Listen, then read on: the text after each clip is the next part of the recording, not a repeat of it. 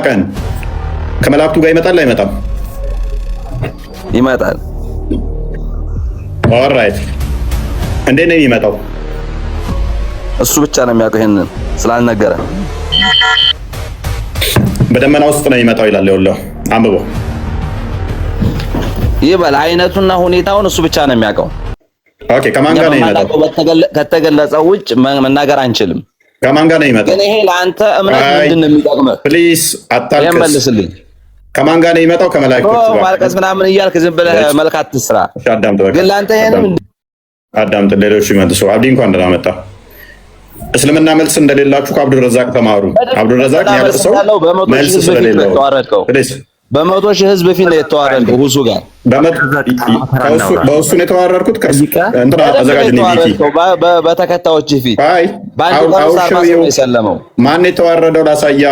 የራስ ምስክርነቶችን ላሳይ ማን እንደተዋረደ። ቪኪ ሊንክ ልኬዳለሁ አሳየው። በአንተ አንድ ቀን ውስጥ 40 ሰው ነው የሰለመው በአንተ ምክንያት። አፍረውብሃል። እውነት ነው። ሙስሊሞችን ማን ያፈረው? የራስ ሙስሊሞች የሚያወሩትን አዳምጣው። ቀጥል። ይኸውልህ አንተ ራስህ አሁን እንደዚህ መቅረብህ ራሱ በጣም ከስር ሆነህ ታዳምጠኛለህ። በደንብ እችን ጮማ ዜና መስማት ስላለበት ሰው ቀጥለው። ይህ በአእምሯቸው ውስጥ የሳሉት ጣዖት እንጂ በአእምሯቸው ውስጥ የሳሉት የቀረጹትን ጣዖት አላህ ብለው ያመልኩታል እንጂ ጣዖት ነው ብለን እናስጠነቅቃለን። ግን እንደነሱ ግድ የኔን ተከተለ ፈልጣለሁ ቆርጣለሁ የሚል መጽሐፋችንም ላይ የለም። አንድ ባንክ ሰሞኑን ይችል እኛም ደግሞ ግድ ወደ እኔ እመን ፈልጣለሁ ቆርጣለሁ አለ። እነሱ ግን ይሄን እምነት ይዘው ይሄን እምነት ይዘው ይሄንን አሁን ሁላችሁም ሰምታችኋል። ውሱ የሚባለው ሰውዬ ተዋርዷል እኮ ተዋርዷል። እሱ እኔ ቪዲዮ አለኝ ማውረድ አልችል ብዬ ነው እንጂ ማለት ሸር ተደርጎ ማለት ነው። ካልቻልክ የሱ ተማሪ ካልቻልክ ወደ በላይ አትለውጥም ወይ? እንዴት ታዋርደናለህ? መነጽርህን ትገለብጣለህ፣ ልብስህን ትበላለህ እያለች ስትወቅሰው ቪዲዮ አለኝ እኔ ሊበላይ ማለት ነው። ካልቻልክ አልችልም ብለህ ወደ በላይ ማስተላለፍ አለብህ እንጂ እንዴት ጨርቀህ ትበላለህ? እንዴት መነጽርህን ትቀይራለህ፣ ትገለብጣለህ እያለች ስትተቸው ነው። እያንዳንዱ የኛ በመረጃ ናት። ይህንን እንወቅ። መጀመሪያ ተዋርዷል፣ ወሃብያ ተዋርዷል። ይህ ውሱ ተዋረደ ማለት ውሱን እንዲቀላል ሰው አትሁት። ለእነሱ ዘንድ ልመላችሁ፣ እነሱ እንዲቀላል አይደለም። ለምን? በመጅሊስ እውቅና የተሰጠ ሰው ነው። በመጅሊስ እውቅና የተሰጠው እኮ ነው። እፎይ እኮ እስላም ነው የሚለው ሙስሊም ነው የሚለው አይደለም። የንቀቱ አሁን እኮ እስልምናን የምንቀቱ ምንድን ነው ያለው? እፎይ ማለት ነው እኔ ማንንም አልፈልግም መጅሊሱ መጥቶ ይከራከረ ነው ያለው። መጅሊሱ ይከራከረ ነው ያለው። ማንንም ብትጠራኝ ለክርክር ብትጠራኝ አልቀርብም ነው ያለው። እንግዲህ አሳ ከመጅሊሱ እውቅና ያለው እሱን አሸንፍ ያለው መጅሊሱ ነፍሱ መጥቶ ይከራከረ ነው ያለው። ስለዚህ አሁን የሚመራህ ነው ምልክ አሁን የሚመራህ ይህን እምነት የተቆራረጠ አካል ክፍል ያለውን እምነት የሚያስተላልፍ የሚያምን ይህን ካላመንክ ደግሞ ከሐሪማ ወጣ ማስተማር አትችልም። በዚህ ተቃራኒ መምራትም አትችልም እያለ ነው። ስለዚህ አሁን ጊዜው የኛ ነው። በአስተምህሮቱም የውሃብያ ማንነት በማጋለጽ በቪዲዮ በመረጃ በመጽሐፋቸው መረጃ እያጋለጽክ የውሃብያ ማንነት ለህፃኑም ለአዛውንቱም ለሁሉም እንትን ማለት አለብህ፣ ማስተማር አለብህ፣ አስገንዝበው። ይህን እምነት ደግሞ ካልተጋበርክ ይገላል። መረጃ ትሰጠዋለህ፣ ከኪታቡ መረጃ ለሴቱም ለወንዱ ለክርስቲያኑ ለሁሉም ለእምነት አልባው ማለት ነው። እነዚህ ሰዎች ለሀገርም ለሰላምም የማይበጁ የማይጠቅሙ ሰዎች እንደሆኑ ለሆዳደር እንደሆኑ ለሁሉም ታስተምራለህ። ለምን ብትሉ በመጽሐፋቸው አንድ፣ ሁለተኛ ደግሞ ምን ሲያደርጉ ነበር? እምድር ላይ ምን እየገደሉ አይደለም? አዎ ክርስቲያኑም እየገደሉ ነው፣ ኦርቶዶክስንም እየገደሉ ነው፣ ሙስሊሙንም እየገደሉ ነው። አዎ ታዲያ እንደ ለሀገር ይበጃል አብረን ትኖራለህ እዚህ ጋር አንችል። ስለዚህ ነው እኛ አሁን የምንታገለው ህዝቡ ማወቅ ያለበት ለሀገርም እየታገልን ነው። ለሀገርም ለእምነትም ለሰላምም እየታገልን ነው።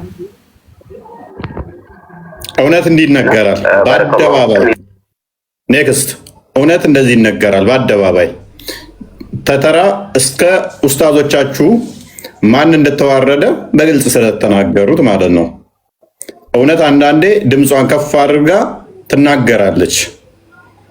ማን ነው አፈር ድሜ በለው ጋይድ ፉዲ ማንን ነው? ይሄ በቃ ይሄ ብቻ ይበቃል መረጃ ማለት ነው። ስለዚህ አሁን ደግሞ አህለሱና ወልጀማዓት ሱፍያዎች ጊዜው አሁን የኛ ሰዓቱ የኛ ነው፣ እንጠቀምበት። ለምን ወሃብያ አሁን ራቁቱን ቆሟል፣ ተጋልጧል፣ ማንነቱ ተጋልጧል። አሁን እፎይ ጋር ተከራክሮ ይሄ እሱ የሚባለው ወንበዴ እሱ ተከራክሮ ምንድን ነው ስላጋለጻቸው ሱና ምንድነው ሱና ደክቶም ነው የሚባለው የረጩት እነሱ በአማርኛ ተርጎ በእንግሊዝኛ ተርጎ የነሱ እኮ ነው። የነሱን በደንብ አድርጎ አጥንቷል። እሱ ሱና ደክቶም ነው የሚባለው አፎን ይቅርታና ማለት ነው ለቃላቱ። ያንን አንብቦ የነሱን መረጃ አንድ ባንድ የኢብኑ ተይሚያ ብትል የኡሰይሚንን ብትል ማን እንደሚለቃት ማን እንደተረጎማት ያውቃል። ማን እንደተረጎመ ለምን በአማርኛ ተተርጉሞ እንዳለ ሚዲያውን በጎግል ተለቋል። ያንን አንብቦ ማንነታቸውን አገለጻቸው። ከዛ ስላዋረዳቸው ማንነታቸው ግልጽ ስለሆነ አካል አምላኪ መሆናቸው ግልጽ ስለሆነ አሁን ሚዲያው የኛ ነው፣ እንስራበት፣ እንጠቀምበት። ሌላ በሚሊዮን የሚቆጠር ሙስሊሞች በዚህ ዲቤት ምክንያት በጣም ሹባ ገብቶባቸዋል። ብዙዎች ግራ ተጋብቷቸው የሚያደርጉት ጠፍተዋል። 40 ሰው ሰለም ለምን እያልክ የራስን ድራማ ብትሰራም ቲክቶክ ላይ እውነታው በራሳችሁ ኡስታዞች ሲነገር ግን አብደላ አሁን ላይቭ ላይ ነው፣ ሄዳችሁ ጠይቁት። ይህንን ብለሃል ወይ ብላችሁ በሚሊዮን የሚቆጠር ሙስሊሞች ሹባ ገብተዋል አለ። አንድ በቴሌቪዥን ፕሮግራም ላይ በዋብያዎችም በሀባሾችም ላይ ጥያቄ ገብቷል። ይሄ ነገር ሹባ ገብቷል ህዝብ ውስጥ ብለው በሁለቱም ቴሌቪዥን ፕሮግራም ላይ ዋብያዎቹ ሳይመልሱ አድበሰው ኔክስት እንመልሰዋለን ምላሽ እንሰጥበታለን አሉ። መልስ የሰጡ አይመስለኝም። አይዶን ነው ኔክስት ሰኞ ቀን እንመልሳለን አሉ። ከሰኞ ምላሽ እንሰጣለን አሉ። መልስ ሲሰጡ ግን አላየው። ጥያቄውን ሳይመልሱት ጥያቄው ከአንዴ ተጠየቁ፣ መልስ ሳይሰጡ ነው ያለፉት። ሀባሾቹ ግን ይሄ ጣዖት ነው፣ ፍጡር ነው፣ ውስጡ የገለጸው አምላክ ጣዖት ነው የሚል ምላሽ ሰጥተዋል። ሌላኛው እንደዚህ እንደምታዩት ሌሎችም ሙስሊሙ አብዛኛው ግራ ተጋብቷል፣ ወጥቷል የሚል እንትን ውስጥ ገብተዋል ማለት ነው። ኤኒዌይስ ግን ዞሮ ዞሮ እኛ አንድ ሰው መጣ፣ 20 ሰው መጣ፣ 100 ሰው መጣ እያልን የራሳችንን ሰው መልሰን እንደናንተ ሻዳ ምናሲዝ ሰዎች ስላልሆንን የድራማ ሰዎች አይደለንም። እያንዳንዱ ሻዳ ሳዝና ያላችኋቸውን ሰዎች ወዲያውኑ አጋልጠናቸው አዋርደናቸዋል። ከስር ሆነህ በደንብ አዳምጠኛል ብዬ አስባለሁኝ። በደንብ ሰምተዋል። መልእክቱን ለአንተ ነው። ማን እንደተዋረደና የማንኛው ጀማ በውይይቱ ምክንያት እንዳለቀሱ ተውስታዞች እስከ ሼፖች ድረስ ያንተን ጀግና ያልከውን ኡስታዝ ምላሽ ሲሰጡበት ነበር። ኤኒዌይስ ወደ ዛሬው ፖይንታችን እንመለስና ክሪር ለማድረግ ነው እንዲሁ ፈንም ለማድረግ ነው እንጂ ኦዲየንስ ሁሉ ምላሽ ስለሰጠበት ስለሚያውቀውም ፀሐይ የሞቀው ሀገር ያወቀው ነው። እውነታ ለእናንተ መንገር ልክ ለቀባሪው እንደማርዳት እንደሚባለው ነው። አብዲማን እንኳን ደህና መጣ።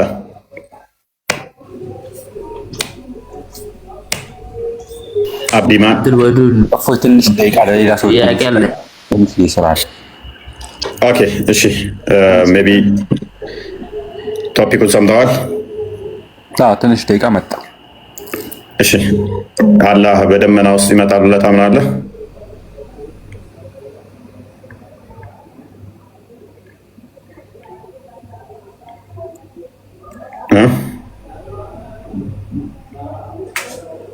አብድል ወድድ ነው ምናምን የምትባለው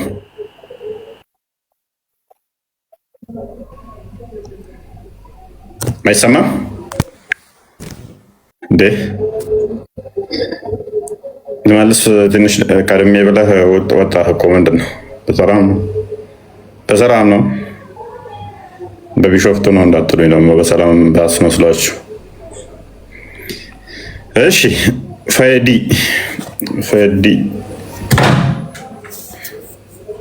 ፈዲ ሰመርቃንዲ ይሰማችኋል?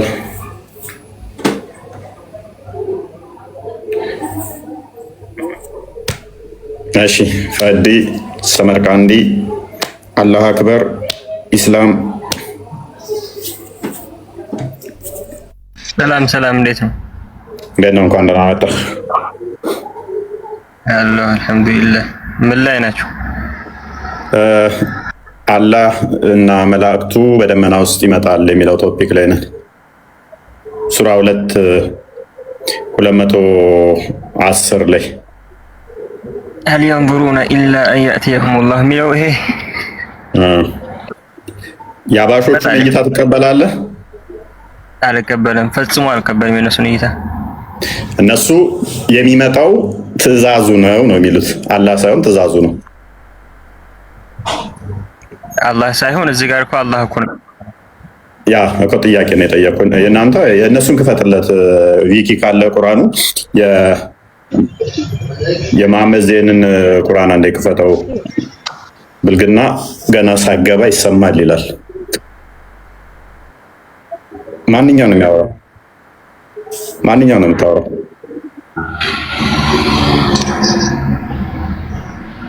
አላሁ አክበር ነው። ኧረ እኔ አይደለሁም፣ እኔ አይደለሁም። ኦኬ የእናንተ ቁርአን እንደዚህ በግልጽ አላህ ነው ብሎ ነው ያስቀመጠው። የመሐመድ ዜን ቁርአን ነው ይሄ የተፍሲር። አላህና መላእክቱ ከደመና በሆኑ ጥላዎች ውስጥ ማንኛው ነው የሚያወራው? ማንኛው ነው? ማን ነው የሚያወራው? ሌላ እንትን ነው ይሄ ፋዲ ምስል ከስር ያለው አረብኛው ራስህ ነህ እባክህ። ማን ነው ዋንዴ? እሱ አይደለም አይደል? ዋንዴ የሚለው ውስጥ አለ እንዴ? እሺ ይሄንኛውን ነው የምትቀበለው? ያኛውን የመሐመድ ሰኒ ሀቢብን ትርጉም ነው የምትቀበለው? መሐመድ ሰኒ ሀቢብ ትርጉም አላህን ወይንም በቅንፍ ውስጥ መላእክቱ ትእዛዙ ነው የሚመጣው ይላል። ይሄንኛው ደግሞ አላህ ራሱ ነው የሚመጣው ይላል። ይሄ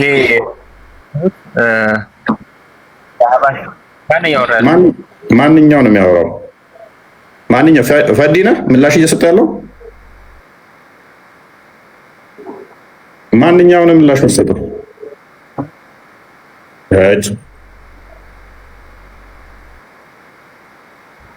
እኔ ቢመካኒ መካኒ ምናምን የሚል ጥያቄ ነው ያልጠየኩም ወንድማችን። ሌላ ቶፒክ ውስጥ ነው። የትኛው የአህባሾቹ የትኛው ነው? የእንትኖቹ የትኛው ነው? የአህባሾቹ ያው ቅጣቱ ነው የሚመጣው የሚል በቅንፍ አስቀምጠውታል። ስለዚህ እነሱ ሲፈስሩ አላህ የሚለውን የሚተረጉሙት ቅጣት በሚል ነው። እሺ የእናንተ ደግሞ አላህ ቅጣት የሚል ሳይሆን ራሱ አላህ ነው የሚመጣው የሚል ነው። ወደ ቁርአኑ መልሰው ይሆን ይሄን ነው የምቀበለው። ኦኬ መልካም። አላህ እና መላእክቱ የቁርአኑ እንትን ላይ ቅጣቱም የለም አላህ ነው የሚለው ቃል በቃል ማለት ነው። መልካም። ስለዚህ አራት ቀጥልሽ። ስለዚህ የኛን ነው የምቀበለው። መልካም። ስለዚህ አላህ ያለው አሁን ብለህ ነው የምታምነው? አላህ ከአርሽ በላይ ነው እንደተሰጠ። ስለዚህ በቂያማ ቀን ወንድም ፈዲ ተራ ጠብቅ፣ ተራ ብታታርክ። እሺ ስለዚህ በቂያማ ቀን ደግሞ ከመላእክቱ ጋር አላህ ይመጣል ማለት ነው። ይመጣል አላህ ካለ ይመጣል ማለት እሱ የሚመጣበት ነገር እኛ አናውቅም። እሱ በሚገባው መንገድ ነው የሚመጣው። ያ ከመላእክቱ ጋር በደመና ጥላ ውስጥ ሆኖ ይመጣል ይላል ምዕራፉ አይደለ? አዎ። መልካም። ስለዚህ አላህ ከአርሽ በላይ ነው የሚለው እስከ ቂያማ ቀን ድረስ ብቻ ነው አላህ ከአርሽ በላይ የሚሆነው ማለት ነው። ማለት እስከ ቂያማ የቂያማ ቀን ለታ በደመና ውስጥ ነው የሚሆነው። ይሄ እኮ የፍርድ ለመጨረሻ ቀን እኮ ይወርዳል የሚለው አይደል? ያ ምንም የመጨረሻ ቀንም ቢሆን ማተር አያደርገውም እኮ የዛን ቀን አላህ ነው የሚሆነው፣ በደመና ውስጥ ነው የሚሆነው ማለት ነው። አው እሱን በሚገባ ሁኔታ ነው ይመጣል የተባለው። ከችግር የለውም እሱ ማተር አያደርገንም። ቢኮዝ ጋር አሁን ምኑ ነው ጥፋቱ ያልገባኝ ነገር ማለት ይመጣል። መልካም አሁን አላህ ከአርሽ በላይ ነው። የቂያማ ቀን ደግሞ በደመና ውስጥ ነው የሚሆነው ማለት ነው። ምክንያቱም ከመላእክቱ ጋር በደመና ውስጥ ሆኖ ስለሚመጣ አይደለ? እዚህ ጋር የቂያማ ቀን የሚል አለ። ኦኬ መቼ ቀን ነው የሚመጣው? መልካም መቼ ነው የሚመጣው በደመና ውስጥ? እኮ አንብበው አንቀጹን እንደሚለው የቁርአኑ አያ አላህና መላእክቱ ከደመና በሆኑ ጥላዎች ውስጥ ሊመጧችሁ እንጂ አይጠባበቁም። ነገር ሁሉ ተፈጸመ፣ ነገሮች ሁሉ ወደ አላህ ይመለሳሉ ይላል። ነገሮች ሁሉ የሚፈጸሙት መቼ ነው? ይሄ የውመል ቂያማ ነው። ስለዚህ የሚመጣው መልቂያ ማለት ነው ነው። ይጠብቃሉ እንዴ? هل ينظرون الا ይሄ እኮ ትእዛዝ እንትና እንዴ እኮ የዛለት ይመጣሉ። እስኪመጡ ድረስ ግን አሁን እየጠበቋችሁ ነው። በደመና ውስጥ ሊመጡ አይደለ? አዎ አላህ እመጣለሁ ካለ ይመጣል። ስለዚህ እኔ ጥያቄ ምንድነው እሱ አላህ ከአርሽ በላይ ነው። የቂያማ ቀን ግን አሁን እየጠበቁት ያሉት በደመና ውስጥ ሆነው ሊመጧችሁ ነው አይደለ? አዎ እመጣለሁ ካለ ይመጣል። ስለዚህ እዛን ቀን አላህ በደመና ውስጥ ነው ወይንስ ከአርሽ በላይ ነው? ከአርሽ በላይ ነው ያለው አላህ። በደመና ውስጥ ይመጣል ይላል እኮ። በደመና ውስጥ ታዲያ የውመል ቂያማ ለፍርድ ቀን እኮ እመጣለሁ ነው ያለው አይደል? ከዛለታ ያለው በደመና ውስጥ ነው የሚሆነው ወይንስ ከአርሽ በላይ? እንዴ በደመና ውስጥ እመጣለሁ እኮ ነው ይዛን ያለው። በአርሽ ላይ እመጣለሁ ሳይሆን በደመና ውስጥ እመጣለሁ ነው ያለው ይዛን። ስለዚህ የዛለታ አላህ ነው የሚሆነው። የዛኔ የት እንደሚሆን አላሁ አለም፣ እሱ አላህ ነው የሚያውቀው። እመጣለሁ ያለውን ግን እንቀበላለን። ስለዚህ ክፍል እኮ ግልጽ እኮ ነው። በደመና ውስጥ ይላል እኮ ሲመጣ በዛን ሰዓት ላይ ከአርሽ በላይ ነው ወይንስ በደመና ጥላ ውስጥ? ከደመና እስያን በአማርኛው ከደመና በሆነ ጥላዎች ውስጥ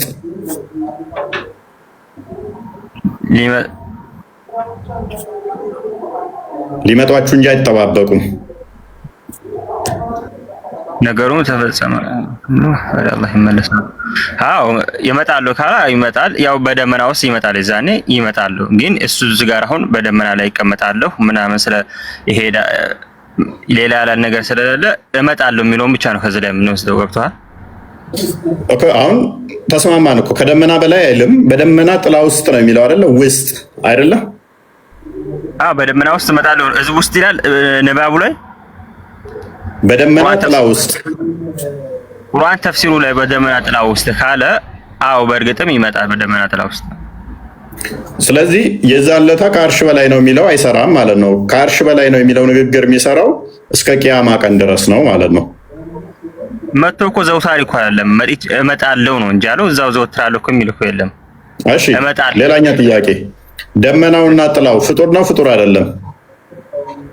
ፍጡር ነው። አላህ የፈጠረው አላህ የሚመጣው በዛ ውስጥ ነው አይደለ? እንዴ አርሽም እኮ ፍጡር ነው። አርሽም እኮ አላህ አይደል የፈጠረው? ችግር የለውም። ስለዚህ የሚመጣው በደመና ጥላ ውስጥ ነው አይደለ? በደመና ጥላ ውስጥ እመጣለሁ ካለ ይመጣል። ስለዚህ አላህ ፍጡር ውስጥ ይገባል ማለት ነው። እንዴ ራሱ ይገባል።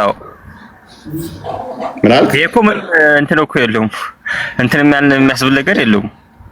እመጣለሁ በደመና ውስጥ እመጣለሁ ካለ ይመጣል ማለት ይሄ ነገር አለ በነገራችን ላይ።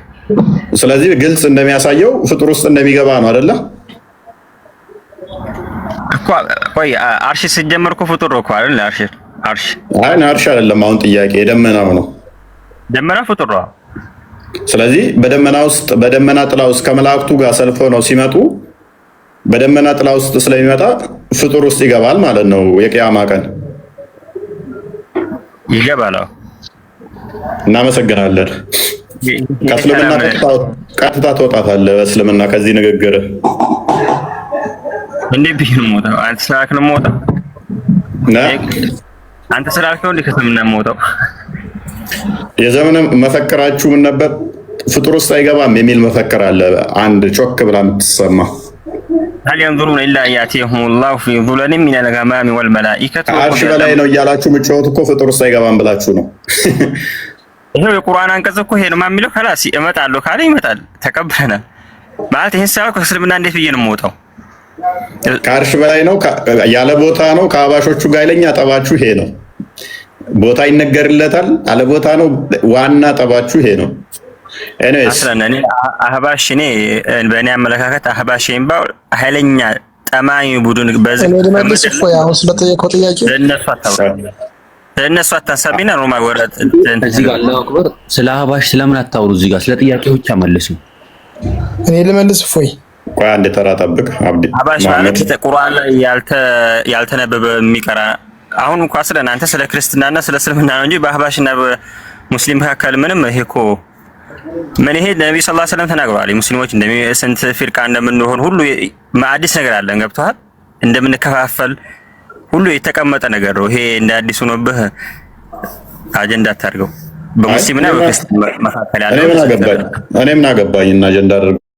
እኔማ አጀንዳ አይደለም ዋና ጠባችሁ መሆኑን ነው የነገርኩህ እንጂ አጀንዳዬማ አይደለም። እሱን ስፈሩት ሎክ ሀባሾቹ ቅጣት ብለው ያሏት ለምን እንደሆነ ታውቃለህ?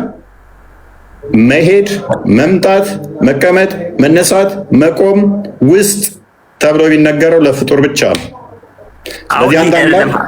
የቁርአን አንቀጹ ደግሞ ቅጣት የሚል የለውም እኮ ነው። አየኸው? ከራሳቸው አይ ነው እኮ ያውቃሉ። እነሱ ትክክል ናቸው እያልኩ አይደለም። ባይዘ እነሱ ትክክል ናቸው እያልኩ ሳይሆን እነሱ የገባቸው ነገር አለ። ኦራይት አሚርህ ነው። አሚር ደወለ። ኤኒዌይስ ሎክ መሄድ፣ መምጣት፣ መቆም፣ መነሳት የሚነገሩ ለፍጡራን ባህሪ ነው። የፍጡራን ባህሪ ናቸው እነኚህ። ሀባሾቹ እቺ ስለገበቻቸው አላህ ይመጣል ካሉ ፍጡር ነው ማለት ነው። ትናንትና ጠቁሚያችኋለሁ። ትናንትና በጠቆምኳችሁ መሰረት ካስታወሳችሁ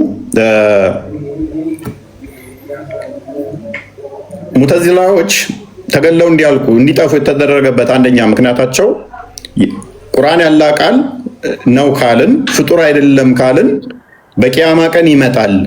መምጣት መሄድ የሚነገረው ደግሞ ለፍጡራን ነውና ቁርአን ደግሞ በቂያማ ቀን ሸፋ ሊሆነን አማላጅ ሊሆነን ስለኛ ምልጃ ሊያቀርብ ይመጣል። ስለዚህ ይህ ፍጡር መሆኑን የሚያሳየን የሚል ነበረ ሙግታቸው የሙተዚላዎች። እሺ አላህስ ይመጣል ስንል ቃሉ ቁርአን ፍጡር አይደለም በቂያማ ቀን ይመጣል መልጃ ያቀርባል ምናምን የሚለው ይህ ለፍጡራን መገለጫ ነው ብለው ሙተዚላዎች አርጊው ካደረጉ አላህ ራሱ ይመጣል የሚለውንስ ሀባሾቹ አሁን እችኛዋ ኮንሰፕት ስለገባቻቸው አላህ ይመጣል ካልንማ ፍጡር አደረግነው። መምጣት መሄድ የሚነገረው የፍጡር ባህሪ ስለሆነ ቦታ የሚነገረው ለፍጡር ስለሆነ መግባት መውጣት የሚነገረው ለፍጡር ነውና ስለዚህ አላህን ፍጡር እናደርገዋለን። ምን እናድርገው? ተዊልና እንትንና ቅያስ ነው። ተዊልም አክቹዋሊ አስቸጋሪ ነው፣ ግን የሌለ ነገር ነው የጨመሩበት። ምን አደረጉት? አላህ የሚለውን ቅጣት አሉት ማለት ነው። ልክ ይሄ ከሌሊቱ 1/3 አላህ ይወርዳል የሚለውን ኖ አላህ ሳይሆን መልአክ ነው ይወርዳው እንዳሉት፣ ይሄንኛውንም ደግሞ አላህ ሳይሆን የሚመጣው ቅጣቱ ነው የሚመጣው አሉ። ዋብያዎቹ ደግሞ ሊተራሊስቲክ የሆኑት ወይም ደግሞ እንትን ቃል በቃል የሚቀበሉት እነሱ አይ ራሱ ቁርአኑ የሚለው እንቀበላለን፣ እነሱ ራሱ ያለውን ስለሚያሰብቱ ማለት ነው። አላህ ነው የሚመጣው የሚለውን አጸደቁት ማለት ነው። ስለዚህ አሁን እኛ ትክክል ያለውን ነገር ነው እንትን የምንለው፣ የሌለ ነገር እነሱ ደግሞ እየጻፉ እንትን እያሉ የእነሱን አንቀበልም የለንበትም። ስለ እነሱ ሳይሆን ማውራት ያለብን በክርስትናና በእስልምና መሀል ያለውን ብናወራ የሚለው ነው። ይሄ እንደዚህ መከፋፈል የኔ ጥያቄ። ስለዚህ ምንድነው እሱ አላህ ከአርሽ በላይ ነው ያልከኝ፣ በቂያማ ቀን ደግሞ ፍጡር ውስጥ ይገባል። ፍጡር ውስጥ የሚገባ ፍጡር የሚያካብበው ከሆነ እሱ እንዴት ፈጣሪ ሊሆን ቻለ ነው የኔ ሙግት። አስለነው ሲጀመር እኮ አላህ እኮ አርሽ ላይ ነው። እሱም በሚገባው ሁኔታ እኮ ነው የመጣው። እሱ ምንም የሚገባው አላህ ግን የዛለታ በደመና ውስጥ ሆኖ ይመጣል። እየበረረ ነው የሚመጣው፣ ቀስ ብሎ ነው የሚመጣው። ምክንያቱም በደመና ጥላ ውስጥ ሆኖ በደንብ አስተውል፣ ከመላእክቱ ጋር ነው የሚመጣው። መላእክቶቹን ጥሏቸው አይደለም የሚመጣው፣ ከመላእክቱ ጋር ሆኖ በደመና ጥላ ውስጥ ነው የሚመጣው። ደመናውን ጥላ በልጦ አይደለም። ከደመናው ጥላ ውስጥ ከተባልክ ኢንኮምፓስ አድርጎታል፣ አካቦታል ማለት ነው። ጥላው አካቦታል፣ አዋስኖታል፣ አካሎታል። ከዛስ ብቻውን አይደለም የሚመጣው። ከማን ጋር ነው? ከመላእክቱ ጋር ነው የሚመጣው። ግልጽ ነው፣ ግልጽ ነው። ያው ይሄ እንትን የሚያስብለው ነገር የለውም ማለት አላህ ራሱ በሚያውቀው ነገር ነው እመጣለሁ ካለ መቀበል ነው ያለብን። ይሄ የፍጡር ባህሪ ነው እያለ የፍጡር ባህሪ ነው። ይሄ ደግሞ ትንቢተ ኢሳይያስ 19:1 ላይ እግዚአብሔር ወደ ግብጽ በደመና እየፈጠነ ይመጣል የሚለውስ ምን? እሱም መልስላለሁ፣ ችግር የለውም። እሱ ትንቢት ነው። ትንቢት ከሆነ ደግሞ ለክርስቶስ የተነገረ ነው ብዬ ፈታባለሁ። አሁን እዚህ ላይ ግባና መልስ ይሄንን። ሰላም ናችሁ? ለምሳሌ አሁን አንተ በደመና አላዲን ተረጋጋ። እግዚአብሔር ነው እኮ የሚለው እፎይ እንኳን ይበላ ክርስቶስ እግዚአብሔር አይደለም ብለን እንኳን ለምናምነው እኛ ክርስቶስ እግዚአብሔር ነው ብለን ነው የምናምነው። አሁን ቶፒኩ ላይ ና ተመለስ። እግዚአብሔር ነው የሚለው ይለኛል እና ስገው ቃል ክርስቶስ እግዚአብሔር አይደል? ኤኒዌይስ በደንብ አስተውሉ። በደመናው ጥላ ውስጥ የሚመጣው አላህ ከሆነ ያ የሚታይ ከሆነ ከአርሽ በላይ ነው የሚለውን ቦታ ሎኬት ያደርጋል፣ ሪአሬንጅ ያደርጋል ማለት ነው። የዛን ለታ ልክ ሱራ 7:54 ላይ ያ ሰማይና ምድርን በ6 ቀን ፈጥሮ በሰባተኛው ቀን ከአርሹ በላይ ተደላደለ የተባለለት አካል የቂያማ ቀን ደግሞ በደመና ጥላ ውስጥ ሆኖ ይመጣል። ስለዚህ አላህ ከፍጡራን ጋር አይነካካም፣ ከፍጡራን በላይ ነው የሚለው ይመታል ማለት ነው። which is እንደው አልተነካካም ቢባል እንኳን በየቀኑ ወደ ቅርቢቱ ሰማይ የሚመጣውን ራሱ ብንቶ አልተነካካም ብንል እንኳን አይነካካም የሚለው እስከ መቼ ቀን ብቻ ይሆናል ማለት ነው። አይገባም ወደ ፍጡራን የሚለው እስከ መቼ ብቻ ይሆናል? እስከ ቂያማ ቀን ብቻ ይሆናል ማለት ነው። ከቂያማ ቀን በኋላ ያላ ባህሪ ይቀየራል ማለት ነው። እኛ ሙስሊሞች አላህ ይመጣል ስንል እንዴትነቱን እኮ አናውቅም፣ ግን መምጣቱ እውነት እንደሆነ እናምናለን። መምጣቱ ግን ልክ እንደ ሰው አካልን ይዞ ቦታን አስለቅቆ ተንቀሳቅሶ አይደለም። አላህ ከፍጡራን ባህሪ የጠራ ነው። የሚመጣው አላህ ነው መልስልህ እስኪ። ግን ያንተ መጽሐፍ ቅዱስ ግን አምላክ ግን ለማየት ወረደ ይላል። ለምሳሌ አሁን ዘፍጥረት ላይ አሁን የተጠየቀውን መልስ። ይሄንን ትናንትና መልሼልሃለሁ። የተጠየቀውን ተመለስክ መልስ። እኛ እኮ በሁሉ ቦታ አለ ብለን እናምናለን። እኛ እንዳንተ እኮ እኛ ከአርሽ በላይ የተንጠለጠለ አምላክ አይደለም። እኛ ወረደ ይወርቃል። ድንቁርናን በቃ ከስሩ ነው አዳምጥ። ትናንትና መለስኩልህ። እኛ እንደናንተ ከአርሽ በላይ የተንጠለጠለ ባት ነው አላልንም። በሁሉ የሞላ ከስፔስ እና ፕሌስ ውጭም ያለ ነው ብለን ነው የምናምነው። ስለዚህ ችግር የለብንም እኛ። እናንተ ግን ወደ ፍጡራን አይመጣም፣ አይቀርብም፣ አይገባም ስላላችሁ ነው። እኛ መምጣት መሄድም በራሱ ለፈጣሪ በባህሪ ይነገራል ብለን አናምንም።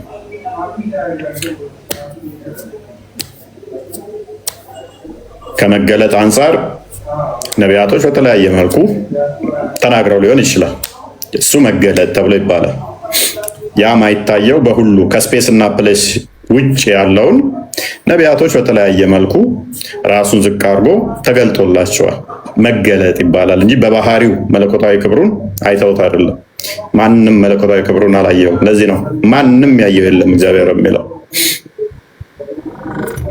እሺ ክርስትና ላይ ጥያቄ መጠየቅ እችላለሁ? አንድ ሁለት ጥያቄ በኋላ ላይ ጥያቄ። እሺ ስለዚህ አሁን በደንብ አስተውሉ። ይሄ ከፍጡራን ጋር አይነካካም፣ ወደ ፍጡራን አይገባም የሚለው ነገር በሙሉ ይመታል ማለት ነው። ለፈጣሪ ታይምና ጊዜ ማይሰጠው ከሆነ ስለዚህ የቂያማ ቀን እኮ ነው የሚገባው ብትል አይሰራም። ምክንያቱም ፈጣሪ ነው። ፈጣሪ ደግሞ በባህሪው በዚህ ጊዜና በዚህ ጊዜ በኋላ ተብሎ አይነገርለትም። ስለዚህ አትሊስት ምን ማለት አለብህ? ወደ ፍጡራን አይገባም ስትል እስከ ወመል ቂያማ ድረስ ነው የማይገባው ብለህ መናገር አለብህ። አዳምን በእጆቹ በጭቃ በቀኙና እንደዚህ አደባልቆ መስራቱን እንኳን ብንተው እሱን ራሱ እንደረሳን አድርገን እንደማናቆነን ብንተው እንኳን አልተነካካም አይገባም የሚለው አርጉመንታችሁ እስከ መቼ ቀን ይሆናል? እስከ ቂያማ ቀን ይሆናል። የቂያማ ቀን ሊትራሊ በደመና ጥላ ውስጥ ስለሚመጣ ማለት ነው። እኛ አምላክን አምላክ በፍጡራኑ ውስጥ ከዛ ውጪ የሌለው ምናምን እንደዚህ አይነገርለትም። መምጣት መሄድም አይነገርለትም። መቆም መነሳትም አይነገርለትም። አይነገሩም እነኚህ ሁሉ። ለምንድነው የማይነገረው? መጣ ባልክበት ላይ አለ፣ ሄደ ባልክበት ላይም አለ። አንደኛ መንፈስ መሆኑ፣ ሁለተኛ መጣ ሄደ ማትልበት ምክንያት እዚህ ጋር ኦልሬዲ አለ፣ እዛም አለ። የሚታይ ግዝፍ አካል ይዞ የሚንቀሳቀስ አምላክ አይደለም የኛ። አንተ ቃለ ማንሳት ጎንበስ እንደምትለው ጎንበስ ሲል ዘንድ አያስፈልገው። ኦልሬዲ እዛም አለ። ወጣ እንዳትል እዛም አለ። ወረደ እንዳትል እዛም አለ። ለነቢያት ሲታይ ከፍርድ አንጻር ከተለያየ አንጻር ግን በተለያየ መልኩ አይተውታል። ባህሪውን አይደለም፣ በሙላት አይደለም፣ አይታይም እና ሲጀመር ምክንያቱም የሚያካብበው አይን ስለሌለ የሚያዋስነው ስለሌለ አንደኛ መንፈስ ስለሆነ አይታይም፣ የሚታይ አይደለም። እናንተ ግን አምላክ በባህሪው አላህ በባህሪው መንፈስ ነው ብላችሁ አታምኑ። በባህሪው ማይታይ አይደለም፣ አላህ ይታያል። ነገር ግን አሁን ማይታየው ለምንድን ነው? ከአርሽ በላይ ስለሆነ አይናችን አርሽን አልፎ አላህን ማየት ስለማይችል እንጂ አላህ በባህሪው ማይታየው ነው አይደለም። እኛ እግዚአብሔር አይታይም ስንል በባህሪው ስለማይታይ እንጂ ሩቅ ቦታ ተቀምጦ አይደለም። በባህሪው ኦልሬዲ ማይታይ ስለሆነ ነው። ንፋስ ሜቢ ሌላ ነገሮች ላይ እንቅስቃሴ ሲያደርግ ታየው እንደሆነ እንጂ ሌላ ታየው ትችላለህ። አታየው። ከንፋስም የሚረቅ ንፋስን የፈጠረ ነው።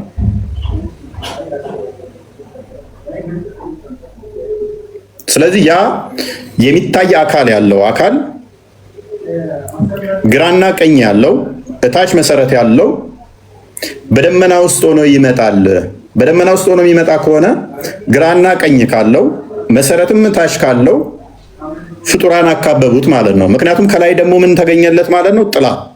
ጥላ ተጠልቶለት እንዲህ የሚመጣ ከሆነ ስለዚህ እሱን የሚያካብበው ነገር መጣ ማለት ነው። የሚያካልለው ነገር መጣ ማለት ነው። የሚያዋስነው ነገር ተገኘ ማለት ነው። እኛ ፈጣሪን ፍጡር ያዋስነዋል ያካብበዋል ብለን አናምንም። ምንም ፍጡር ፈጣሪን ሊያካብበውና ሊያዋስነው አይችልም። እሱ ያለ ቦታና ያለ ጊዜ ኦልሬዲ ስለነበር ማለት ነው። ቦታ እሱን የሚወስነው ከሆነ ቦታ የሚያካብበውና በባህሪው በሙላቱ ቦታ ኢንኮምፓስ የሚያደርገው ከሆነ ያለ ቦታ አልነበረም ማለት ነው። ቦታ ደግሞ ፍጡር ስለሆነ እሱ በዛ ተካቦ የሚታይ ግዙፍ አካል ይዞ የሚንቀሳቀስ ከሆነ ያለ ቦታ ኦልሬዲ ስላልነበረ ይሄ ፍጡር ነው የሚሆነው። እኔን አሁን ስፔስ ያካብበኛል ፍጡር ስለሆንኩ የሚታይ አካል ስላለኝ የሚታይ አካል አለኝ። ስፔስ እና ፕሌስ እዛለው። ይሄ ቤት አሁን አካቦኛል። ከዚህ ቤት ውጭ መኖር አልችልም። ይሄ ቤት ሳይኖር which means ይሄ ስፔስ ሳይኖር መኖር አልችልም። ግራና ቀኝ አለኝ። የሚታይ አካል አለኝ። ከታች መሰረት አለኝ። ከላይ መጨረሻ አለኝ። ይሄ የፍጡር ባህሪ ነው እያልናችሁ ነው። አሁን ይህንን እንዳለ ላላህ አፕላይ ይሆናል። ምን አለው? ግራ አለው፣ ቀኝ አለው። ከታች መሰረት አሁን አለው። ከአርሽ በታች የለም፣ ከአርሽ በላይ ነው። መሰረት አለው ማለት ነው፣ እግር ስላለው።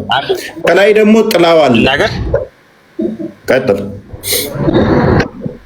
እሺ ይሄ ከሆነ ኢየሱስ ክርስቶስ አምላክ ነው ካልክ እሱ እኮ ያው ፍጡር ታየ ማለት ነው አይደል? እንዳውም ያው ምግብ የሚበላ አይደል? እሺ ፈጣሪ ነው ብለህ የምታምነው። መልካም። ኢየሱስ ክርስቶስ እኛ የባሪያውን መልክ ይዞ መጣ ብለን ነው የምናምነው። በቦታው ክርስቶስ በስጋ ሲገለጥ ሎክ በስጋ ተገለጠ ስንል ቃል መለኮት እስቲል ርቀቱን ለቆ በጠባብ ደረት ባጭር ቁመት ተወስኖ በዛች ብቻ አለ ብለን አናምንም እኮ እኛ።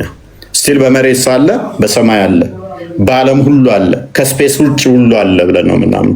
ነገር ግን በሚታይ ስጋ በሚገባ የማይታየው ሎክ ታየ ስንል የባህሪያን መልክ ቆይ አዳምጣ፣ የባህሪያን መልክ ስለያዘ ነው። የባህሪያን መልክ ስለያዘ እንጂ መለኮት በባህሪው እንደዛ የሚታይ አይደለም። በባህሪው አስቀድሞ እንደዛማ ቢሆን አሁን አላህ ምን ሆነ ማለት ነው? ሎክ በባህሪው የባህሪያውን መልክ ሳይዝ ራሱ ግዙፍ አካል እንደ ሰው እጅ እግር ያለው ግራና ቀኝ ያለው ሆነ። ይሄ ለፈጣሪ በባህሪ አይነገርም ነው እያልን ያለ ነው። ይሄ የክርስቶስ ግን ምንድነው? እሱ በስጋ ተገለጠ። ማይታየው፣ ማይዳሰሰው፣ ማይነካው ከስፔስ እና ፕሌስ ውጪም ያለው በሚታይ ስጋና ደም ታየ፣ ተገለጠ። ያ የሚታይ የሚዳሰሰው የሚነካው ስጋ የአምላክን ባህሪ ገንዘብ አደረገ እንጂ ዓለም ሳይፈጠር ጊዜ ሳይቆጠር አለ ብለን አናምንም። እኛ አለ አስቀድሞ የነበረ ነው ብለን አናምንም። ከማርያም የተካፈለው ከማርያም የወሰደው ነው ያው የሚታየው የሚዳሰሰው አካል ማለት ነው። የእናንተ ግን ኦልሬዲ ዓለም ሳይፈጠር ነበር እያላችሁ ስለሆነ አይገናኝም ከኛ ጋር ማለት ነው።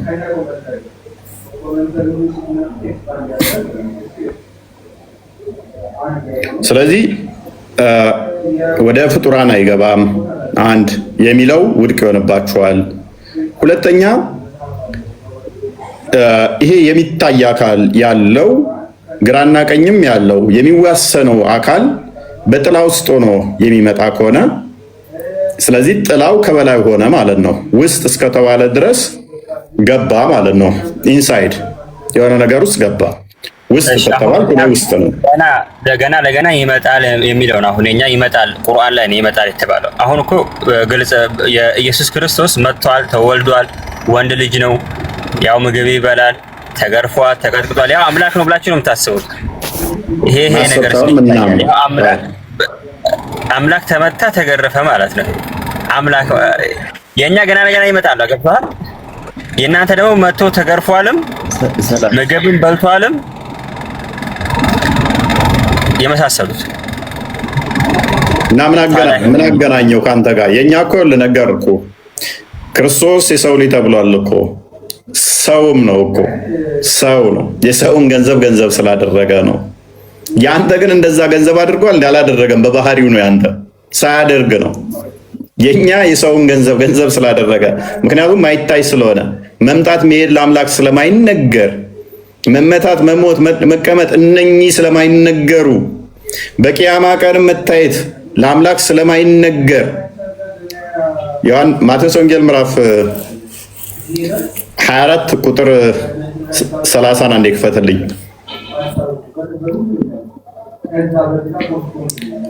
ሙሐመድ እችን ክፍል ነው ላላ የሰጠው። ለእኛ ግልጽ እንዴት እንደሚሆንልን ላሳየ። አንድ ጥያቄ ልጠይቅ። ሎክ በሰማያት ኃይላት ይናወጣሉ፣ የሰማያት ኃይላት ይላወጣሉ። መቼ? ወመልቀያ ማለት ነው። በዚያን ቀንም በዚያን ጊዜም የሰው ልጅ ምልክት ክርስቶስ በያዘው ስጋ ምክንያት የሰው ልጅ ተባለ። አምላክም አይታይም፣ መለኮትም አይታይም። በዚያን ጊዜም የሰው ልጅ ምልክት በሰማይ ይታያል። ምን ይላል? ይታያል። ስለዚህ ክርስቶስ በለበሰው ስጋ በያዘው ስጋ የሰው ልጅ ተብሎ ይጠራል። በዚያን ጊዜም የምድር ወገኖች ሁሉ ዋይ ዋይ ይላሉ። የሰው ልጅንም በኃይል በኃይልና በብዙ ክብር በሰማይ ደመና በሰማይ ደመና ሲመጣ ያዩታል። የሚታይ በሰማይ ደመና መለኮት ስቲል በሁሉ የሞላ ከስፔስ እና ፕሌስ ውጭ ያለው ቃል በሁሉ ያለው ቦታ ማይወስነው ጊዜ ማይገድበው እዚህ ጋር ለዛ ጋር የለም ማይባለው ነገር ግን በአጭር ቁመት በጠባብ ደረት የተወሰነው ክርስቶስ በስጋ ይመጣል። ያዩታል። ምን? የባሪያ መልክ ስለያዘ ስጋን ስለተዋሃደ ቃል መለኮት ማለት ነው። ርቀቱን ሳይለቅ ስፋቱን ሳይለቅ በያዘው ስጋ ይመጣል፣ ይሄዳል ተብሎ ይነገርለታል። ለምን የተነገረለት?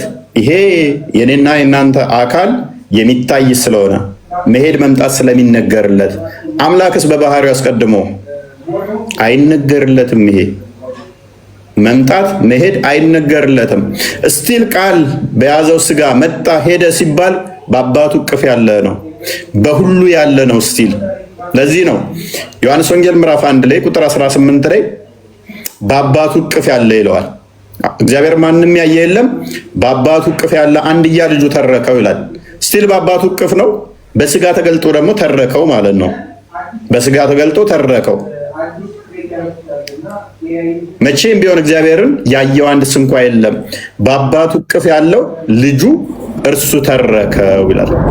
ስለዚህ እነኚህ መታየት፣ መምጣት፣ መሄድ፣ መቆም የሚነገሩት ግዝፈት አካል አላቸው። መንገድ ላይ ስለሆንኩ ነው ተመልሼ እገባለሁ። ተመልሼ በመጋበዝ ሰዓት አስገባኝ ከይቅርታ ጋር። እሺ መንገድ ላይ ስለሆንኩ ነው። እሺ ኦራይት። እንግዲህ የዋሃብዮቹን አንዴ ክፈተው ቁርአኑን እና ሁለቱንም አንብበው።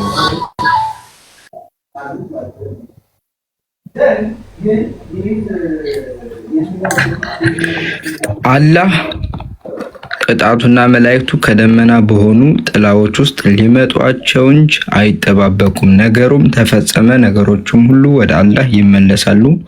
ይሄ የዋሃብያዎቹ ነው። የአህባሾቹ ነው ያነበብነው። ይሄኛው አላህና ቅጣቱ የሚለው ማስተባበያውን የከተቱበት። ዋሃብያዎች ምን ይላሉ? አላህና መላእክቱ ከደመና በሆኑ ጥላዎች ውስጥ ሆነው ወደ እነርሱ እንዲመጡና ጉዳዩ እንዲወሰን እንጂ ሌላ ምንን ይጠባበቃሉ? ነገሮችም ሁሉ ወደ አላህ ይመለሳሉ። ይሄኛው አላህና መላእክቱ ብለው ያስቀምጡት ዋሃብያዎቹ ናቸው። ይሄኛው አህባሾቹ ናቸው። ኦኬ፣ የትኛውን ነው የምትቀበሉት? አብዲማን የትኛውን ነው አንተ የምትቀበለው? እኛ እንዳስተምሩም እንደ ቁርአንም አላህ ይመጣል የፍርዱ ቀን። ኦኬ፣ እኛ የምንቀበለው እሱን ትምህርት ነው። ስለዚህ አላህ ከአርሽ በላይ የሚሆነው እስከ ቂያማ ቀን ነው ማለት ነው እኮ። ይለፉ አሁን ይሄ ከአርሽ በላይ የሶፊያ አህባሽ ምናምን የሚባለው ነገር የሰው ፖለቲካ እንትን ነው እንጂ የአላህን ስራ ያዘዘውን ራሱ እኮ በስርዓት እኮ አልሰራንም። እኔ እሱን አልጠየቅኩም፣ ሶፊያ አህባሽ ምናምን ብዬ አልጠየቅኩም። ስለዚህ አላህ ከአርሽ በላይ የሆነው እስከ ቂያማ ቀን ድረስ ነው ማለት ነው። የአርሹ ቀን ይመጣል፣ የፍርዱ ቀን መጥቶ ራሱ ነው የሚፈርደው። ስለዚህ ራሱ አላህ ከአርሹ በላይ ያለው ነው የሚመጣው ወይንስ ሌላ አካል ነው የሚመጣው? እሱ ብቻ እኮ ነው መጥቶም እኮ የሚጠይቀው እኮ ከኔ ውጭ ንጉስ አለ ብሎ ራሱ ነው የሚጠይቀው። ንጉሱም እኔ ብቻ ነኝ። ስለዚህ ከአርሽ በታች ይሆናል ማለት ነው። የዛለታ የዑለማዎች ኺላፍ አለ። ያው እኔ ብዙ ይሄን ያክል አይ ፋዲውል የዑለማዎች ኺላፍም ቢኖር አላህ እሺ አይመጣም። አንተ የመጽዋት ቀን ራሱ ነው አይደል መጥቶ የሚፈርደው? አሁን ማለት ነው ወጃአ ረቡከ ወልመለኩ ሶፈን ሶፋ ይላል አይደለ? ወጃአ ድምፅህን ትንሽ ከፍ አድርግ ፈዲ። ይፈስሩታል።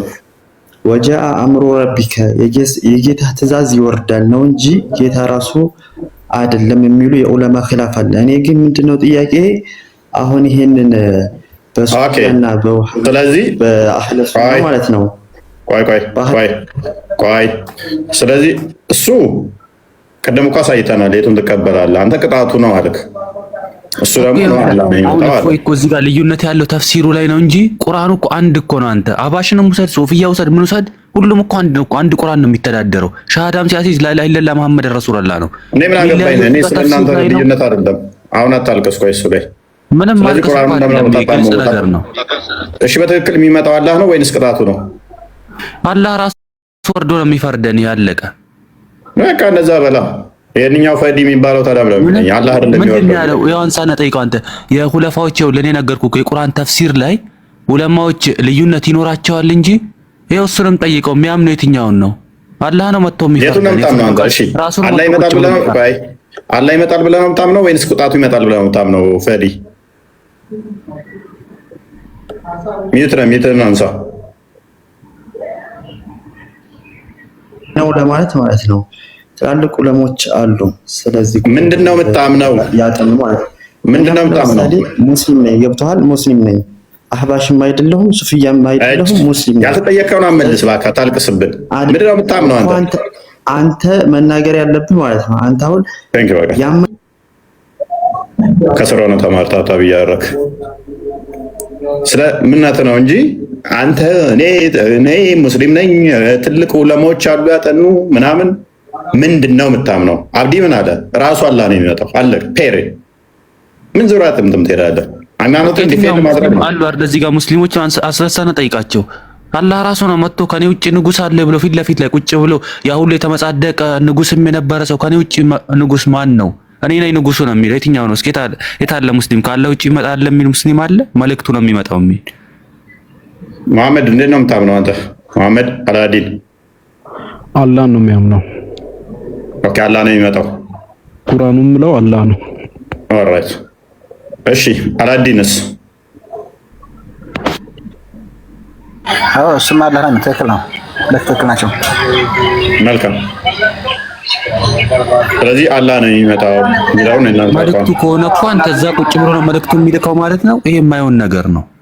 ከማንም በፊት ያለ ጌታ ነው። ከማንም በኋላም ደግሞ የሚጠፋ ጌታ አይደለም። ራሱ ነው የሚፈርደው፣ ራሱ ነው የሚመጣው። ስለዚህ ራሱ የሚመጣ ከሆነ የቂያማ ቀን ከደመና በላይ አይደለም ማለት ነው። አይምን ከአርሽ በላይ አይደለም። የትኛውንም ቁርአን አገላብጠ ማየት ትችላለህ። ከቂያማ ቀን ከምጽአቱ ቀን በኋላ አላህ እዚህ ነው የተቀመጠው እዚህ ነው የሚል ነገር የለም። ቅድም እንዳሉህም አንተ የፈጣሪን እኛ የት ነው የተቀመጥከው ስለሱ ነገር ለራሱ ነው የምንተው። የወረደልን ቁርአን አንተ አብዲማን ለምንድን የምትከራከረው? ቁርአናችን ሁሌም ቢሆን ትክክል ነው። ከዳመና ውስጥ ካለ ከዳመና ውስጥ ነው። የተከራከረው እሱ አይደለም። አላህ ከምጽአት ቀን በኋላ የት ነው የሚቀመጠው እኮ ነው እያለ ያለው። የሚቀመጠው አይደለም የሚመጣው በደመና ውስጥ ነው። ስለዚህ የቂያማ ቀን በደመና ውስጥ ነው ሲመጣ። አዎ ከደመና ውስጥ ነው። ቁርአኑ እኮ ትክክል ነው፣ ምንም አይዋሽም። ኦኬ ስለዚህ አሁን እንዲህ ተብለህ ብትጠየቅስ የቂያማ ቀን አላህ ነው ተብለህ ብትጠየቅ? ይኸው እየነገርኩህ እኮ ነው። መጥቶ ይፈርደናል እኮ። በምን ውስጥ? በደመና ውስጥ። አላህ የት ነው ካልከኝ እኔም ከዳመና ውስጥ ሆኖ ለፍርድ እየመጣ ነው። ኦኬ ስለዚህ አላህ የት ነው ለሚለው ከአርሽ በላይ ነው የሚለው ምላሽ ኦሎይስ አይሰራም ማለት ነው። የማይሰራበት ኮንዲሽን አለ። የዛ ቀን የምጽአቱ ቀን እኮ የሚቀር ነገር እኮ አንድም ነገር የለም እኮ ሁሉም ጠፊ ነው። ከችግር የለውም ግን የዛን ዕለት እሱ በደመና ውስጥ ሆኖ ሲመጣ ከአርሽ በላይ አልነበረም። ስለዚህ አላህ ከአርሽ በላይ ነው የሚለው እስከ ቂያማ ቀን ድረስ ነው። በቃ ያኔ እኮ ሁሉም ነገር ጠፋ። በቃ ከዛ በኋላ ያለው ህይወት ለራሱ ነው። ቁርአኑ ምለው ከአርሽ በላይ የሚሆነው ለፍርድ እስከመጣ ድረስ ብቻ ነው እንጂ እስከ ለዘላለም እዛው ሊሆን አይደለም። እና ተመልሶ ወደ ቦታው መመለሱ አይቀርም። ከፍርድ በኋላ መመለሱ አይቀርም። እሱን ለራሱ ነው የምንተው። ወዴት ነው የሚመለሰው? አርሽ የሚጠፋ ከሆነ ፍጡር ሁሉ የሚጠፋ ከሆነ ወዴት ነው የሚመለሰው? ገነት ውስጥ አታዩትም እንዴ? ይሄን ለራሱ እንተዋለን። ኦኬ ለራሱ እንተዋለን። ስለዚህ አላህ ዘላለማዊ ሁኔታ ከፍጡራን ተነጥሎ አይደለም ያለው ማለት ነው።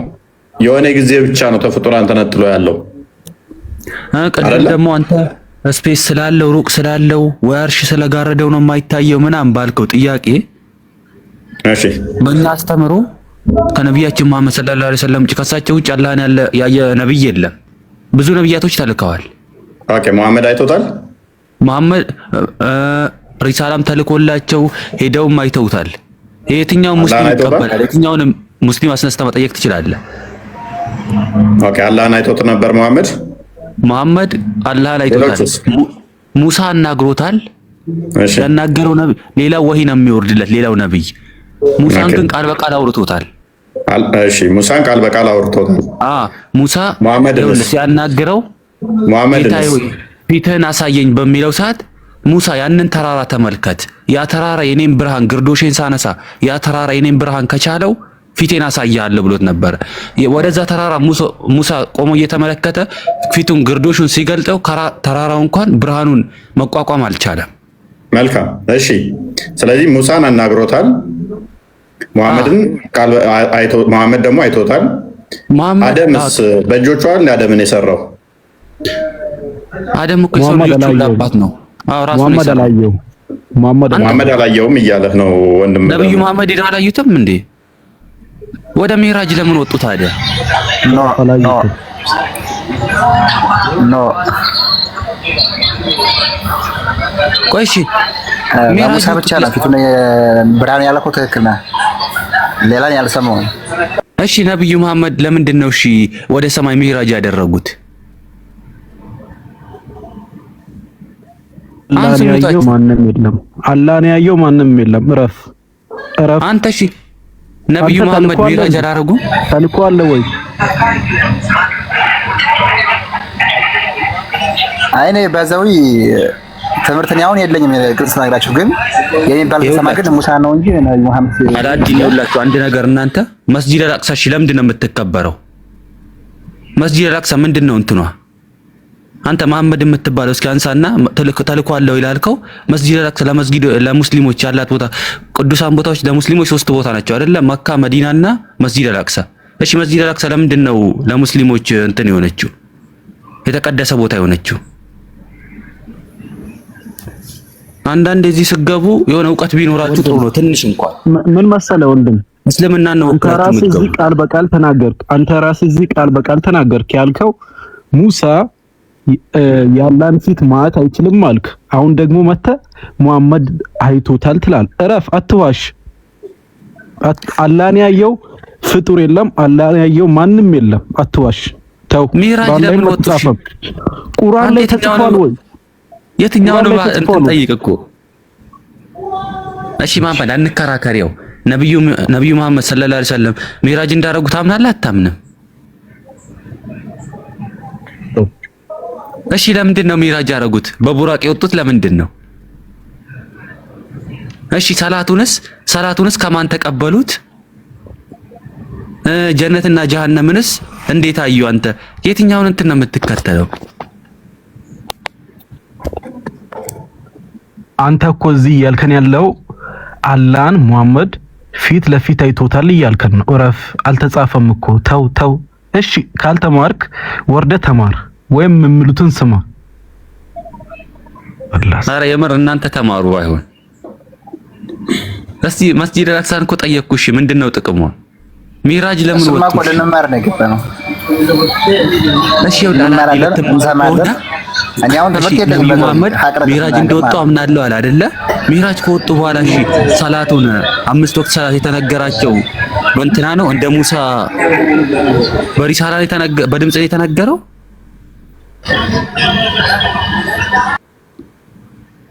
ሰላት መጀመሪያ ስንት ነበር? ከዚህ ላይ ካሜራ አላውቅም ግን ለሙሳ ፊቱን እንዳልከው ያዝ ሲባል ሰምቻለሁ። ኦኬ ሁላችሁ እዚህ ስትገቡ ደግሞ ሳይሆን የሆነ ነገር አውቃችሁ እስልምናን እኩላችሁ ስለምትገቡ እዚህ ጋር እስልምናን ነው እኮ ስም እያስጠራችሁ ያላችሁት እዚህ ጋር ስትገቡ ማለት ነው። ማወቅ ያለባችሁ ነገር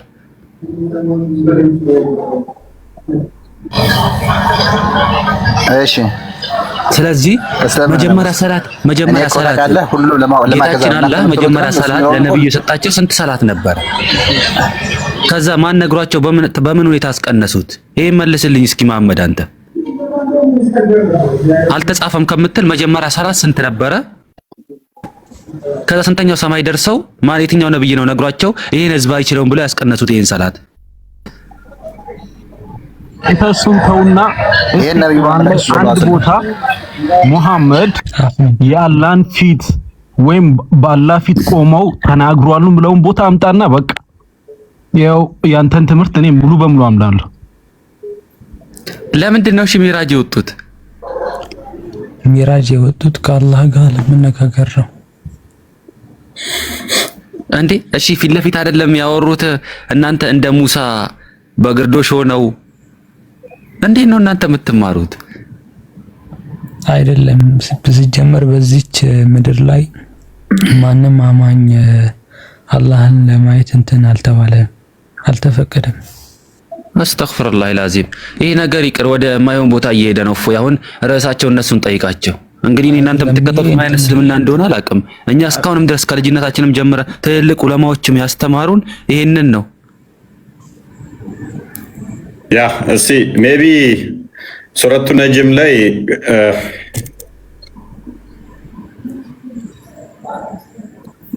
ሱረቱ ነጅም አንዴ ክፈተውና እዛ ላይ እዚሁ እንትን ልበላችሁና ሜቢ ልጠቁማችሁና ይሄ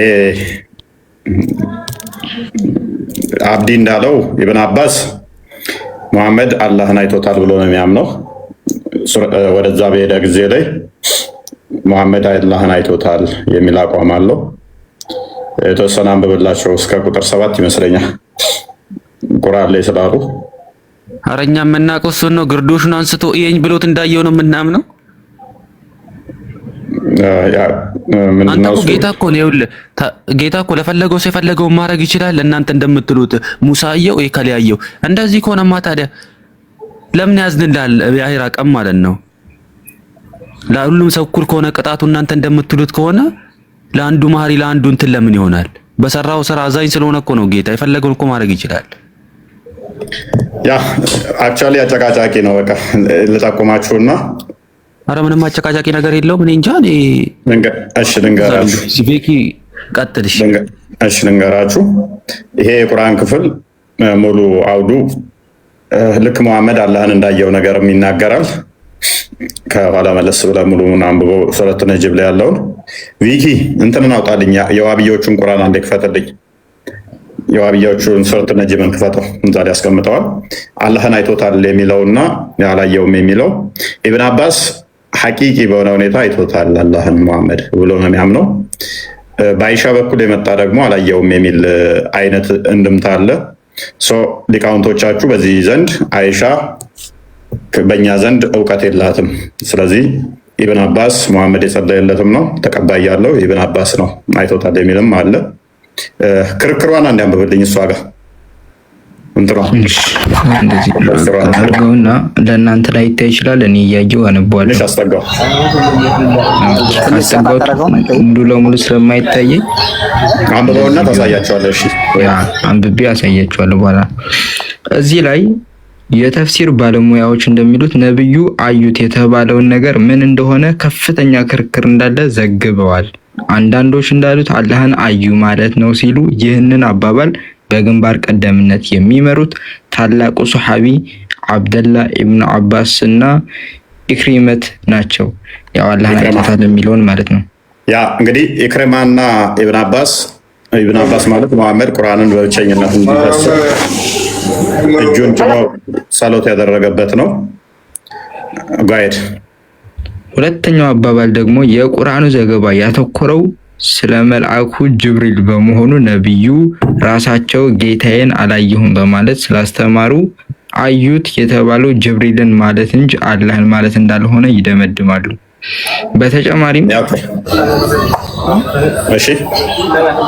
በተጨማሪም አላህን አይተዋል የሚለውን አስተምሮት በጥብቅ ይኮንናሉ።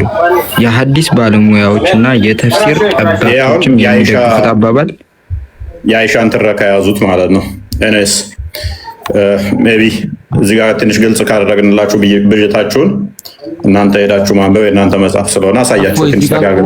ምንም ብዥታ የለውም። ይኸውልህ የትኛውም መዝሀብም ሂድ ምንም ላይ ሂድ አንተ ከቁርአን ጋር የሚጋጭ ከሆነ የኔ ሐዲስ ተውት ብሏል። የትኛውም እንትን ከቁርአን ጋር አመሳስላችሁት የሚጋጭ ከሆነ የትኛውም እንትን ይተዋል እኮ ተፍሲራቸው ማለት ነው። ያ እንግዲህ ለጊዜው የኛው ቶፒካችን ስላልሆነ መለስ ስንበልና ስለዚህ አየው አላየው ለጊዜው ቶፒካችን ስላልሆነ ብይታችሁን የተወሰነ እንትን እንዳልናችሁ አሁን ትንሽ ፖይንት ያገኛችሁ ይመስለኛል። መሐመድና አላዲንም አብዲ ያለውም ትክክል ስለሆነ ማለት ነው። ኤኒዌይስ ወደ ዋናው ፖይንት መለስ አድርገውና እንግዲህ አላህ በቂያማ ቀን በደመና ውስጥ ይመጣል የሚለው ቶፒክ ላይ እንመለስ። ይህንን እንግዲህ ሀባሾቹ ቅጣቱ ብለውታል። የሚመጣው ቅጣቱ ነው እንጂ አላህ አይመጣም። መምጣት፣ መሄድ፣ መቆም፣ መነሳት የፍጡር ባህሪ ነው። ይሄ መጣ ከተባለ ደግሞ እሱ ፍጡር ነው የሚል አቋም ስላላቸው አላህ አይደለም የሚመጣው፣ ቅጣቱ ነው የሚመጣው።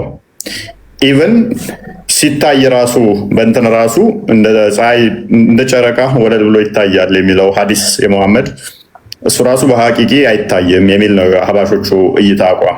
እምነታቸው እንደዛ ነው።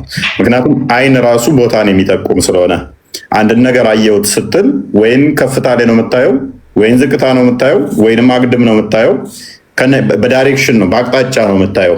ስለዚህ በአቅጣጫ የምታይ ከሆነ ስለዚህ ቦታ አለው ማለት ነው። አይን ቦታን የሚጠቁም ስለሆነ ወይም ወደፊት ነው ወይም ወደ ላይ ነው ወይም ወደ ታይ ነው ብቻ እንደዚህ ነው የምታየው። አቅጣጫ ውጭ አይደለም አይነት ሊያይ የሚችለው አቅጣጫን ያካበበ ነው የሚያየው።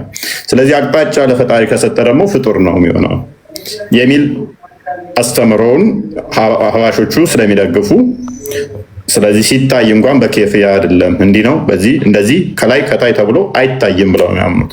ሐዲሱ ግን በግልጽ ጨረቃ ወለል ብላ እንደምትታይ ወይንም ፀሐይ ወለል ብሎ እንደሚታይ ይታያል ይላል። እሱንም ሙሉ ለሙሉ አይቀበሉትም። ይሄንንም ቅጣቱ ነው የሚመጣው እንጂ አላህ አይመጣም ብለው ነው የሚሉት። ይሄ የሐባሾቹ ትርጉም ነው። ሐጂ ሳኒ አቢብ የቁርአን ትርጉም ነው። የቀድሞ ያሳየናችሁ ደግሞ አሁን በህይወት ያሉት እንትና ስማቸው ማን ነበር? ስማቸው ይጠፋኛል። መሐመድ ዜኒ ያ አፍሪካ ቲቪ ላይ ፈትዋ የሚሰጡት ማለት ነው እኮ። የቀድሙ ይመስለኛል ደይፍ ሐዲስ ነው። ደይፍ ማለት ያው ደካማ ሐዲስ ይሆናል። የትኛው መጀመሪያ ላይ ያመጣው ትእዛዙ ነው የሚለው ማለት ነው እንጂ ይኸውልህ ያን ቀን የአባሾቹ ነው እያልኩ ነው። ስቲል የሚመሩበት ነው። ስቲል አባሾቹ እንዳሉ ታውቃለህ። ይኸውልህ በእኛ አስተምሮ ምን አለ መሰለህ ማሸር ሜዳ ላይ ለምሳሌ ህዝቡ ለስንት ዓመታት ያናክል በውሃ ጥም በምን ሲሰቃይ እያንዳንዱም ነብይ ከኢሳ ጀምሮ እስከ ኢብራሂም ድረስ እያንዳንዱ ያለውን ነብይ አማልዱን ከጌታዬ ጋር ብለው ሲጠይቁ እኛ አቅም የለንም እኛ ራሱ ለራሳችን አንዳንድ የሰራነው ጥፋት አለ በሱ እንኳን እንፈራለን ብለው እንትን ሲሉ ነብያችንን ነው መሐመድ ሰለላሁ ዐለይሂ ወሰለም ሄደው ሸፋውንም ብለው ሲጠይቁ ጌታቸውን ፊት ለፊት ስጁድ ተደፍተው የሚለምኑት ማለት ነው። ታዲያ ስጁድ ተደፍተው የሚለምኑት ትእዛዙን ነው። ስለዚህ አላህ ነው የሚመጣው የሚለውን ቦልድሊ አንተም ትደግፋለህ ማለት ነው። የኛውን ክፍል ይህንን ትርጉም አትቀበለው። እኔ እንጃ እኛ ትክክለኛ ሙስሊም እስከሆነ ድረስ እንደዛ ነው የምናስበው። እስኪ ሌላ ሀሳብ ያለው ካለ ማውራት ይችላል። እሺ ነስረዲን እንኳን ደህና መጣ። አይ ቲንክ መሐመድ እና አላዲን መቀጠል ከፈለጋችሁ ቀድማችሁ ስለመጣችሁ እድል ሰጣችኋለሁ እና ነስረዲን አሚድ እኛም የምንቀበለው የቁርአኑን ሐሳብ ብቻ ነው። በቁርአኑ ላይ የተገለጸውን ብቻ ነው እንጂ የተጨመረው ወይም የተቀነሰውን ማንኛውን ነገር እንቀበልም። ቁርአን ላይ ያለውን እኮ ተፍሲሩ ነው የሚለያየው እንጂ ቁርአኑ እኮ አንድ ነው። የትኛውን ተፍሲር ነው የምትቀበለው አንተ? ሁለት ተፍሲር ነው ያለው ቁርአኑ። ስማ ቅጣቷ የምትለው ማለት ነው በቁርአን ውስጥ አልተገለጸም እኮ። ስለዚህ ነብያችን ሰለላሁ ዐለይሂ ወሰለም ስጁድ ተደፍተው የሚለምኑት እኮ መቼስ ትእዛዝን እኮ አይደለም እንዴ? ረሂምና አዛኘውን እኮ ጌታዬ ለህዝብ ይዘንለት ብለው የሚለምኑት አላህን ስጁድ ተደፍተው አቀርቅረው እዛ የሚለምኑት እኮ ጌታቸውን ነው እንጂ ትእዛዝን እኮ አይደለም። ትእዛዝን አይደለም። ይሄን ታምናለህ አይደል አንተ? ነብያችን ሰለላሁ ዐለይሂ ወሰለም ስጁድ ተደፍተው ለህዝባቸው እንደሚለምኑ ሸፋ እንደሚሆኑ ታምናለህ? አዎ አምናለሁ። ስለዚህ ይሄን ካመንክ አንተ ስጁድ የሚደፉት ለማን ነው? አንተን ከማስከፋ ህዝብን ይቅር ብያለሁ ብሎ ህዝቡን ይቅር የሚለው በሳቸው ምክንያት የት ሆኖ ነው? ትእዛዙ ነው።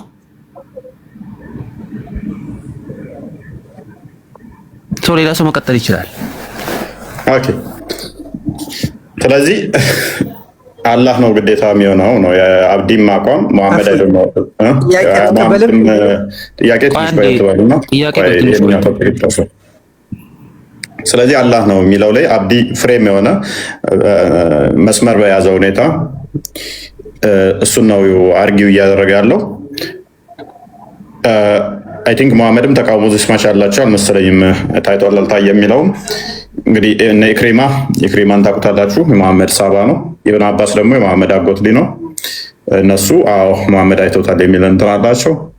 እሱ እንግዲህ የእናንተ ጉዳይ ይሆናል። ኤንዌስ ግን በደመና ውስጥ የሚመጣው አላህ ነው የሚለው ሐዲስ ቁርአኑ በግልጽ ይለዋል። ባይዞ ቁርአኑ በግልጽ ነው የሚለው አላህ ነው የሚመጣው ነው የሚለው ምንም አለ ጥርጥር ትእዛዙ ነው የሚመጣው አይልም ቁርአኑ አረብኛው። ግን ሐባሾቹ ይሄን አይቀበሉትም አይደለም። ምክንያቱም መምጣት መሄድ የሚነገረው ለፍጡር ስለሆነ አላህ ይመጣው የሚመጣው ትእዛዙ ሳይሆን ራሱ አይሚን እንትኑ ነው ቅጣቱ ነው የሚል ነው። ቅጣቱ ነው የሚመጣው የሚል ነው። ዋብያዎቹ ደግሞ ነው ትእዛዝ የሚል የለም፣ ቅጣቱ የሚል የለም። ቅጣት ባይዞ ቅጣት ከሆነ ቂያማ ቀን ድረስ ለምን ይጠብቃል? ከቂያማ በፊት አላህ አይቀጣም እንዴ? እኔም አልቀበለው ይህን ለዛ ነው። ያ ምሕረቱና ቅጣቱ ለምሳሌ በየቀኑ ሊመጣ ይችላል። ሰዎች ሲያጠፉ ሊቀጣ ይችላል። ፈጣሪ በማንኛውም ጊዜ በየትኛውም ሰዓት ሊቀጣ ይችላል። ስለዚህ ቅጣቱ ነው የሚመጣው ከተባለ በማንኛውም ሰዓት እንደሚቀጣው ማለት ነው የሚሆነው። አለ ሲጀመር እኚህ ሙስሊሞች አይደሉም፣ እኚህ አሸባሪዎች ናቸው። የነሱን ማንኛውንም ዶክትሪኔት አንቀበልም እኛ። አይ መሐመድ ይኸውልህ አሸባሪ አይደለም። የእናታችን አይሻ ረዲየላሁ ዐንሃ ራሷን የቻለ ሐዲስ አላት። የእሷ አይነካም። የእናታችን አይሻ ግን አንተ እዚህ ጋር የመዛሀብ ልዩነት አለ። የመዛሀቡ ልዩነት አንተ እውቀት ካለ ከቁርአን ጋር አመሳስለ የሚሆነውን አንተ ከቁርአን ጋር የሚሆነውን መውሰድ ነው። አይ እውቀት የለኝም የምትል ከሆነ ደግሞ እዚህ ጋር አላህ አርሽ ላይ ነው፣ አላህ ይሄ ያለው መጀመሪያ ያዘዘንን እኮ በቅጡ አልሰራንም። ሁሉም ነገር ለሱ ተበቃ ላ ኢላሀ ኢለላህ መሐመድ ረሱላህ አንድ እንትን ነች። በቃ አንድ አቂዳ ያዘ ሰው ነው ጀነት ይገባል የተባለው እንጂ ወሃቢያ ጀነት ይገባል፣ አህባሽ ጀነት ይገባል፣ ሰፊያ ጀነት ይገባል አልተባለም። ነቢያችን ምንድን ነው ያሉት? ላ ኢላሀ ኢለላህ መሐመድ ረሱላህ እሷ ይዞ ብቻ የመጣ ቀን ነው የአኺራ ቀን ጀነት የሚገባው። ችግሩ ምንድነው? እሱ መሰለ 73 ቦታ ትከፈላላችሁ፣ 72ቱ የገሃነም ናቸው አይደለ? አንዷ ስቀር 72ቱ የገሃነም ናችሁ። ስለዚህ ይሄ በቁርአን ላይ እንዲህ እየተለያየ ቅጣቱ ነው የሚመጣው፣ አላህ አይመጣም፣ አላህ ነው የሚመጣው ቅጣቱ ነው እያለ መቼም አንድ አትሆንም። አላህ እንጂ ቅጣቱ አይመጣም። ቅጣቱ መምጣት ካለበት እኮ አሁን ወርዶ መቅጣት አለበት። እኔ ስንትና ስንት ነገር እያደረኩት እየበደልኩት እስካሁን ዝም አይለኝም። ቀርቶ ወይም ህይወቴን መውሰድ አለበት። አሁን ግን እኔ ቅጣት ይመጣል ብዬ አላምንም። አላህና አላህ ብቻ ነው። እሱ መሐመድ እሱን እንትን አትበል። ይኸውልህ ጌታ አዛኝ ስለሆነ ነው እንጂ ስንት ወንጀል እንሰራለን። እዛ ጋር እኮ አንተ ዚና እየሰራ እኮ እዛ አድርቆ ሊያስቀር ይችላል። በእጁ ነው ያለው ሁሉም ነገር። ግን ጌታ ከማንም በላይ አዛኝና መሐሪ ነው። ከዛሬ ነገ ትመለሳለህ ደጄ፣ ከዛሬ ነገ ትመጣለህ እያለ ነው የሚያልፍ። ወደዛ ርዕስ አትሄዱ እና አሁን እፎይ ቅድም ባልከው 73 ቦታ ብንከፋፈልም 73ቱም የጀሃነም ሲሆኑ አንዷ ብቻ ላ ኢላሀ ኢለላህ መሐመድ ረሱላህ እሷን ብቻ ይዞ የመጣ ሰው ጀነት ይገባል ተብሏል። እስቲ ጻፈውም እንደዛ ነው። በቃ እኛ ምናምን ነው ትክክለኛ ሙስሊም እስከሆነ ድረስ በአላህን ጌታነት ከመሰከረ የነቢያችን ሰለላሁ ዐለይሂ ወሰለም ነብይነት ከተቀበለ ችግሩ ምንድነው መሰለ? ያንተ አላህና የኔ አላህ ከተለያየ ያንዱ አላህና የወንድምህ አላህ ከተለያየ ማለትም ያንተን አላህ ጣዖት ነው የሚወርድ የሚወጣ ነው ካለው እሱም ገነት ይገባል አላህ ስላለ ብቻ።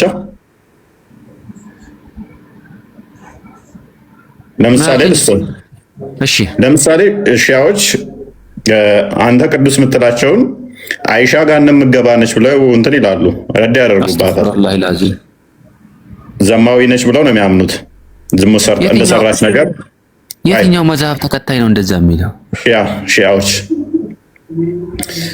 ስለዚህ ከዚህ ጋር በተያያዘ ሺያ አይሻ ብዙ ነገር ኢቭን ለሙሐመድ ሞት ምክንያት እንደሆነች ነው የሚያምኑት። እንደዛ አይነት ነገር ነው በደንብ የሚሰርቧት። እነ ዑመርን እነ አቡበከርን እንትን ይሏቸዋል። የአሊን አሟሟት መሰረት አድርገው አሊን እንትን ብለውታል፣ ገፍተውታል የሚል አቋም ስላላቸው እነኚህ አሁን በእነኚህ ላይ መሐመድ ደግሞ ጥያቄው ምንድን ነው? መሐመድ ደግሞ ምን ብሏል? አንድ ሙስሊም ታከፈረ አንድ ሰው ሙስሊም ከሆነ ያንኛው በትክክል ክፍረቱ ወይን ወደሱ ይመለሳል ወይም ወደዛኛው ይቀራል አይደለ?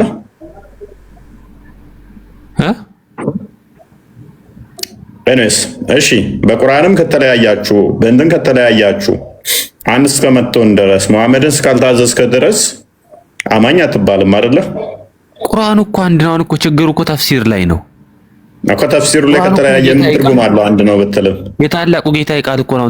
ትርጉም ላይ እኮ ነው እንትን መዛሃቦች የራሳቸው እንትን አላቸው እንጂ እኮ ቁርአኑ እኮ አንድ የጌታ ቃል ነው እኮ። የተለያየ እኮ አይደለም እኮ። አሁን ችግሩ ምን እንደሚያመጣበት ታውቃለህ? አንድ ነው ብትልም ሁሉም የተለያየ ትርጉም ካለው አንድ አይደለም በቃ። በቁርአኑ አንድነት እያመንክ አይደለም። ምክንያቱም አንደኛው አንተ አላህ እጅ አለው ስትል ያኛው ደግሞ እጅ ካለው እሱ ጦጣ ነው ወይንም ደግሞ ፍጡር ነው ይልሃል። አንተ አላህ ነው የሚመጣው ስትል የሚመጣ የሚወጣ የሚቀመጥ ከሆነ እሱ ደግሞ ፍጡር ነው ፈጣሪ አይደለም ይልሃል። ያንተን ፈጣሪ ቁርአን ላይ የገለጸው ባህሪው ነው ያልከውን እሱ ደግሞ ያንተን ፈጣሪ ምን እያለው ነው? ፍጡር ነው እያለው ነው። ይሄ ደግሞ ምን ያመጣባል? ያንተን ፈጣሪ ፍጡር እያለው እሱም ሙስሊም ነው ወይ እኮ? ይኸውልህ ይሄ ብዙ መከፋፈል ያለው እፎይ እንደ ሀገራችን ነው። ተው እንደ ዓለማችን እንደ ዓለም አይደለም። እኛ ሙስሊሞች ብቻ ነን እኮ። ይኸውልህ እንደ ዓለም አይደለም፣ እንደ ዓለም ነው ወንድማችን፣ እንደ ዓለም ነው። የሙተዚላዎችን ታሪክ ታውቃለህ? እኔ እንጃ። በደንብ አጥና። ሙተዚላዎች ምንድነው? አሻሪ ምንድነው? አታሪ ምንድነው? እነኝን መለስ በልና አጥና። መምህር እንኳን ደህና መጡ። ጤና ይስጥልን። እንደምን አላችሁ? እንዴት አመሻችሁ? ደህና ናችሁ ወይ? ድንቅ ውይይት ነው። በጣም ስንጠፋ ብቅ እንበል ብለን ነው። ጠፋህ ለምን እፎይ ቤት አትመጣም የሚሉ መልእክቶችን በዙና ዛሬ ተከሰትን። ደህና ሰነበት ወይ? እንደምን አለ? አለን ይመስገነው፣ ሁሉ ሰላም ጤንነት እንደ ቸርነቱ ደህና ነን። ዛሬ ደግሞ ድንቅ ውይይት ነውና በክርስትናም እኮ ብዙ አይነት አስተምህሮ ያላቸው ግለሰቦች አሉና በእኛ ግን አንዲት ሃይማኖት አንዲት ኦርቶዶክሳዊት ቤተክርስቲያን ናት ያለችና መጽሐፍ ቅዱስን ብቻ ስለጨበጠ በራሱ የሚተረጉም የእግዚአብሔር መንግስት ተካፋይ አይሆንም። በእኛ አስረግጠን የምንናገረው ማለት ነው። አንድ ሰው መጽሐፍ ቅዱስን ብቻ ይዣለሁ ብሎ በራሱ ትርጉም ተርጉሞ ዞት ከመጣ በእግዚአብሔር ቤት ተቀባይነት የለውም እና በዚህኛውም እንደዚህ እንዲለዩልን ለጠቅላላ እውቀትም ስለሚጠቅመን ጥሩ ውይይት ነው ለማለት ነው። እየሰማን ነው። ኃይለማርያም በርቱ፣ ያው አምላክ ያበርታል። እሺ ቴንኪው። ያ እኛ እንግዲህ መምህርም እንዳሉት ምንድነው እሱ የፈለገ ተመሳሳይ ከኔ ጋር ኦርቶዶክስ ነኝ ቢል መጽሐፉን ያላውድ ያላባቶች አስተምሮ በራሱ የተለየ ትርጉም የሚሰጠው ከሆነ ይወጣል። በቃ ከክርስትና ነው። ምንም እንደራደረው ነገር የለም። አንድ ነው ምናምነው እኮ ክርስቶስን ያምናል እኮ እንደዚህ ቤተክርስቲያን ይሄዳል እኮ መጽሐፍ ቅዱስን ይዟል እኮ ነው። የተለየ ትርጓሜ ካመ ለምሳሌ ክርስቶስ በደመና እመጣለሁ ብሏል። ቅድም አሳያችኋል። ማቴዎስ ወንጌል ምዕራፍ 24:30 ላይ፣ ማቴዎስ ወንጌል ምዕራፍ 25:30 ላይ፣ ዮሐንስ ራእይ ምዕራፍ 1:7 እና 17 ላይ ክርስቶስ እንደሚመጣ በደመና ተናግሯል። አይ ክርስቶስ አይደለም የሚመጣው ክርስቶስ አይመጣም ብሎ ቢል ክደት ነው። የወጉት ሁሉ ያዩታል ያዩኛል እመጣለሁ ብሎ ነው እሱ አይደለም ሌላ አካል ነው የሚመጣው ቢል ሊትራሊ ክደት ነው። ክርስቶስን እየካደ ነው። የሚጠብቀው ሌላ አምላክ ነው። ሌላ ጣዖት እየጠበቀ ነው። ጣዖት እየጠበቀ ነው። አምላክን ሳይሆን በአይምሮ የሳለውን ጣዖት እየጠበቀ ነው እና ከክርስትና ይወጣል። ኮምፕሊት ምንም ኮምፕሮማይዝ የምናደርገው አይኖርም ነው። ስለዚህ በግልጽ በደመና እመጣለሁ ከመላእክቱ ጋር እመጣለሁ መላእክቶቹን ልካለሁ ክርስቶስ ብሎ ሳለ ኖ ክርስቶስ እኮ አይደለም በደመና የሚመጣው የተወጋው ክርስቶስ ሳይሆን ሌላ አካል ነው የሚመጣው፣ ወይንም ደግሞ ትእዛዝ ነው የሚመጣው እሱ አይመጣም ምናምን ነገር ብትል ትወጣለህ በቃ ከክርስትና። ምክንያቱም አምላክን ነው እየካድክ ያለው። አይ ክርስቲያን ብሏል እኮ እናመቻቸው እናስማማው ቁጥራችን እንዳይጎል ምናምን ነው አንልህም። የዘላለም ህይወት ጉዳይ ስለሆነ የድነት ጉዳይ ስለሆነ ህይወት የሚገኝበት ስለሆነ ስለዚህ አሁን ቁርአናችሁ ላይ በግልጽ አላህ ይመጣል በደመና ውስጥ ይላል። ምንም እንኳን አላህ ከአርሽ በላይ ነው ከፍጡራን ጋር አይነካካም ወደ ፍጡራንም አይገባም ብትሉንም ይሄው ገባ እስከ ቂያማ ቀን ድረስ ወይንም አይገባም በሉና ተናገሩት። እስከ ቂያማ ቀን ድረስ ነው ወይንም ካልገባም እስከ ቂያማ ቀን ድረስ ብቻ ይሆናል ማለት ነው። whoever denies a verse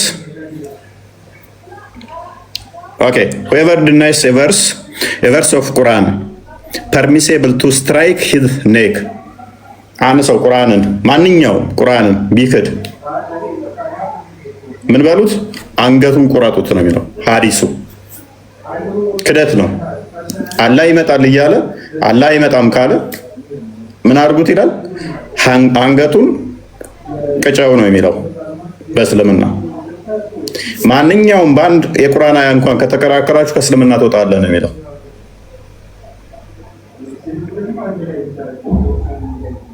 ስለዚህ አላህ ነው የሚመጣው፣ ትእዛዙ ነው የሚመጣው። በግልጽ መሐመድ ሱራው ምንድነው? ሱረቱ በቀራ የላሚቷ ምዕራፍ 210 ላይ እሺ፣ ሱራ 89 ቁጥር 24 ባልሳሳት አንዴ ቼክ አድርግልኝ።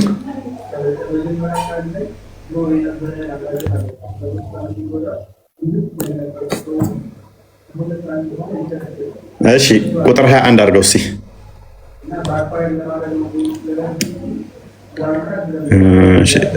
ተው ምድር ደግማ ተሰባበረች። ከፍ አድርገው እስኪ እስከ 23 አንብበው። መላእክትም ሰልፍ ሆነው ጌታ በመጣ ጊዜ ሉክ መላእክት ተሰልፈው ጌታ ምን ባለ ጊዜ? በሚመጣ ጊዜ፣ ምድር በምትሰባበር ጊዜ፣ ገሃነምም በምትሞላ ጊዜ ማለት ነው። እዚህ ጋርም ማን ነው ያሉት? ትእዛዙ በመጣ ጊዜ ነው ያሉት። የማመዜንን ቁርአን ደግሞ ቼክ አድርግልኝ እስቲ። እፎይ ምን መሰለ የኛ ኡስታዞች እንዳስተማሩን ከሆነ አላህና አላህ ብቻ ነው ወደዚህ ምድር የሚመጣው። ቅጣቱም ምንም አይደለም። አላህና አላህ ብቻ ነው የሚመጣው። ስለዚህ ያንኛውን ቁርአን አትቀበለውም ማለት ነው። ትእዛዙ ነው የሚመጣው የሚለው አንቀበልም። ኦኬ የኛውን ቁርአን እኔ እስቲ እናንተ ከጅማሬ እየነገርኩ ነው። እኚህ ካጂ ናቸው፣ ሙስሊሞች አይደሉም። ሙስሊሞችን ሊያዋክቡ የገቡ ናቸው። ሙስሊሞች አይደሉም። ሙስሊሞች ነው ብለህ ከኛ ጋር ልቀላቅላቸው አችልም። ሙስሊሞች አይደሉም። በግልጽ እየነገርኩ ነው። ምን ይላል? ጌታ በመጣና ጌታ ነው የሚለው ትእዛዙ የሚላለው ጌታን በመጣና መላእክቱም ሰልፍ ሆነው በመጡ ጊዜ። ስለዚህ የመሐመድ ዜን ቁርአን በግልጽ አላህና መላእክቱ ነው የሚመጡት ብሎ ነው ያስቀመጠው። የመሐመድ የሐጂ ሀቢብ ሳኒ ደግሞ ትእዛዙ ነው። ትእዛዙ በመጣ ጊዜ ግልጽ ልዩነት ነው። ስለዚህ አሁን ሜቢ አይመን አገኘኸው ሱረቱ በቀራ 210 ላይ ወይንም ደግሞ የኛው 89ኛው አያ ከቁጥር 21 እስከ 23 ድረስ ተመልከቱ።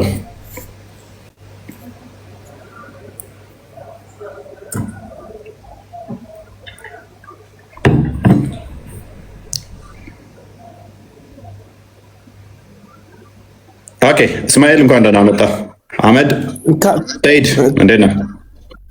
ከሀያ ጀምርማ ከሀያ ጀምርና እናንብበው። ከይቅርታ ጋር ወንድም እፎይ ከሀያ ጀምርማ አንዴ ክፈተው ማለት እሺ እንጠይቅኛ። እሺ ቆይ አንዴ ከሀያ ጀምርለት። ሜቢ ከሀያ እያለ ነው እንትና ዊኪ የትኛው የእናንተ የሐጂ ሳይኒ የሀቢብ ወይንስ መሐመድ ዜን? አሁን የከፈትከው ከሀያ ጀምርና ወደ ላይ ከላይ ዝቅ አድርግለት። ከሀያ ብለዋል። ዝቅ አድርገው ከሀያ 21 ነው። ኦኬ ገንዘብንም ብዙን መውደድ ትወዳላችሁ። ዲስማይ ታሪኩ ጋር ይገናኛል። እሺ እኮ ቀጥል 21 ተው። ምንም ደግሞ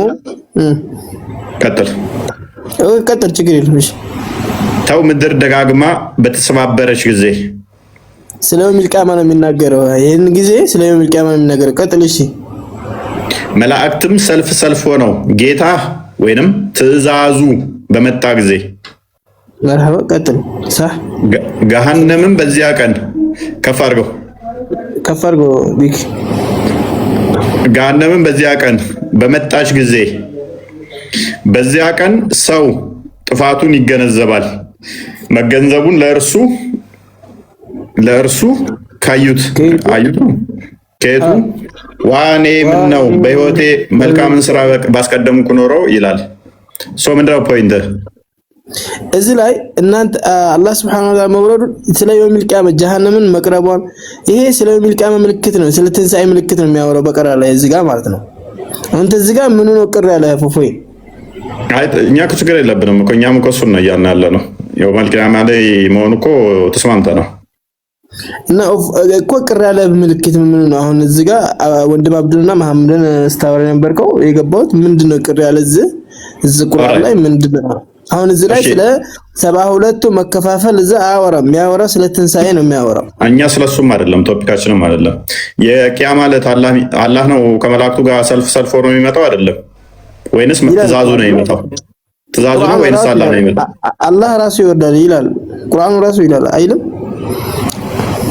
ይላል። ስለዚህ ትእዛዙ ነው የሚለው ስህተት ነው ማለት ነው። ይሄ አንድ ነገር ልንገርህ። ቅድም አሁን መምህር ቅድም ወንድማችን ጋሽ መምህር ቅድም እያለ ነበር እኛ አስተምሮታችን አንድ ነው። ቄሱ አስተምሮታችን የኛም ጋም አለ አስተምሮታችን የምትለያይ እዚህ ጋር ተፍሲሮቹ ሁሉም ሸኮቹ የተለያዩ ታቢዎቹም ብለው ምንም ብለው የተለያዩ ተፍሲራ የሚሰጡት ነገር አለ። ቁርአን ግን ተፍሲር አለ ትክክል ሰሒህ ነው። ነብዩ ሰለላሁ ዐለይሂ ወሰለም ቡኻሪ ላይ ስንት መሰለ 1002 አካባቢ ላይ ስለሚል ቃል ይናገራል። ሱረቱል አበሳ ላይ ደግሞ ይናገራል እኮ እናትም ልጇን ባላየች ጊዜ ወልዳ ራሱ ልጇንም ማታይበት ጊዜ ስለሚል ቃል ክፋት ነው የሚናገረው እዚህ። ከዛ አላህ Subhanahu Wa Ta'ala ይወርዳል። አላህ ሲወርድ ደግሞ ገሃነም ትጠጋለች። ገሃነም በተጠጋይ ጊዜ ሰዎቹንም እና ወንጀላቸው መልካም በሰራን ይላል። ሰይድ ፖይንታችንን ካገኘኸው እኛ መቼ ነው ምናምን የሚለው ላይ ጠብ የለንም እኮ የሚመጣው ትእዛዙ ነው ወይንስ አላህ ነው የሚለው ላይ ብቻ ነው።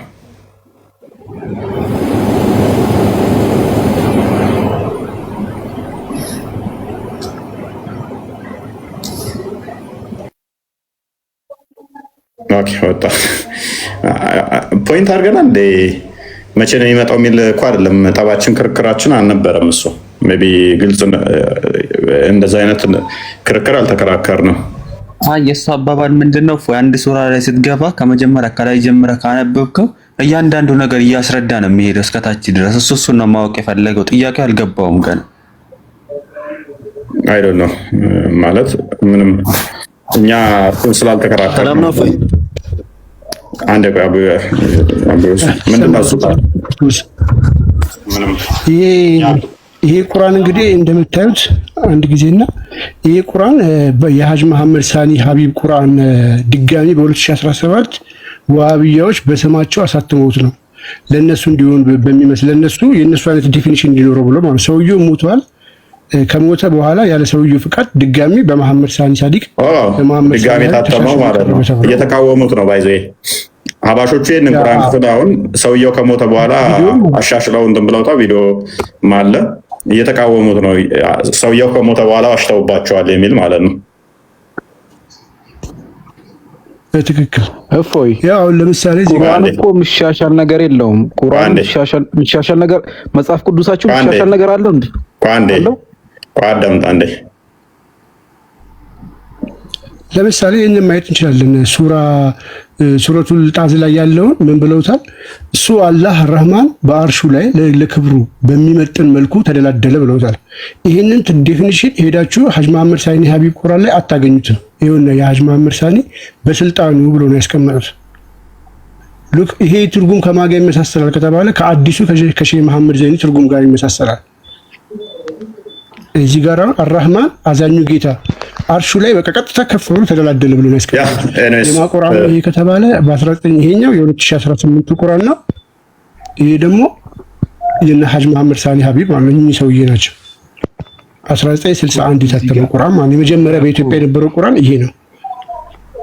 እሺ መልካም ቶፒኩ ላይ እንመለስና እንግዲህ አላህ በደመና ጥላዎች ውስጥ ይመጣል የሚለው በግልጽ እንደተመለከት ነው። የዋብዮቹ ይመጣል ብሎታል። ሀባሾቹ ጥላኑ ግን እኮ አልተሻሻለም።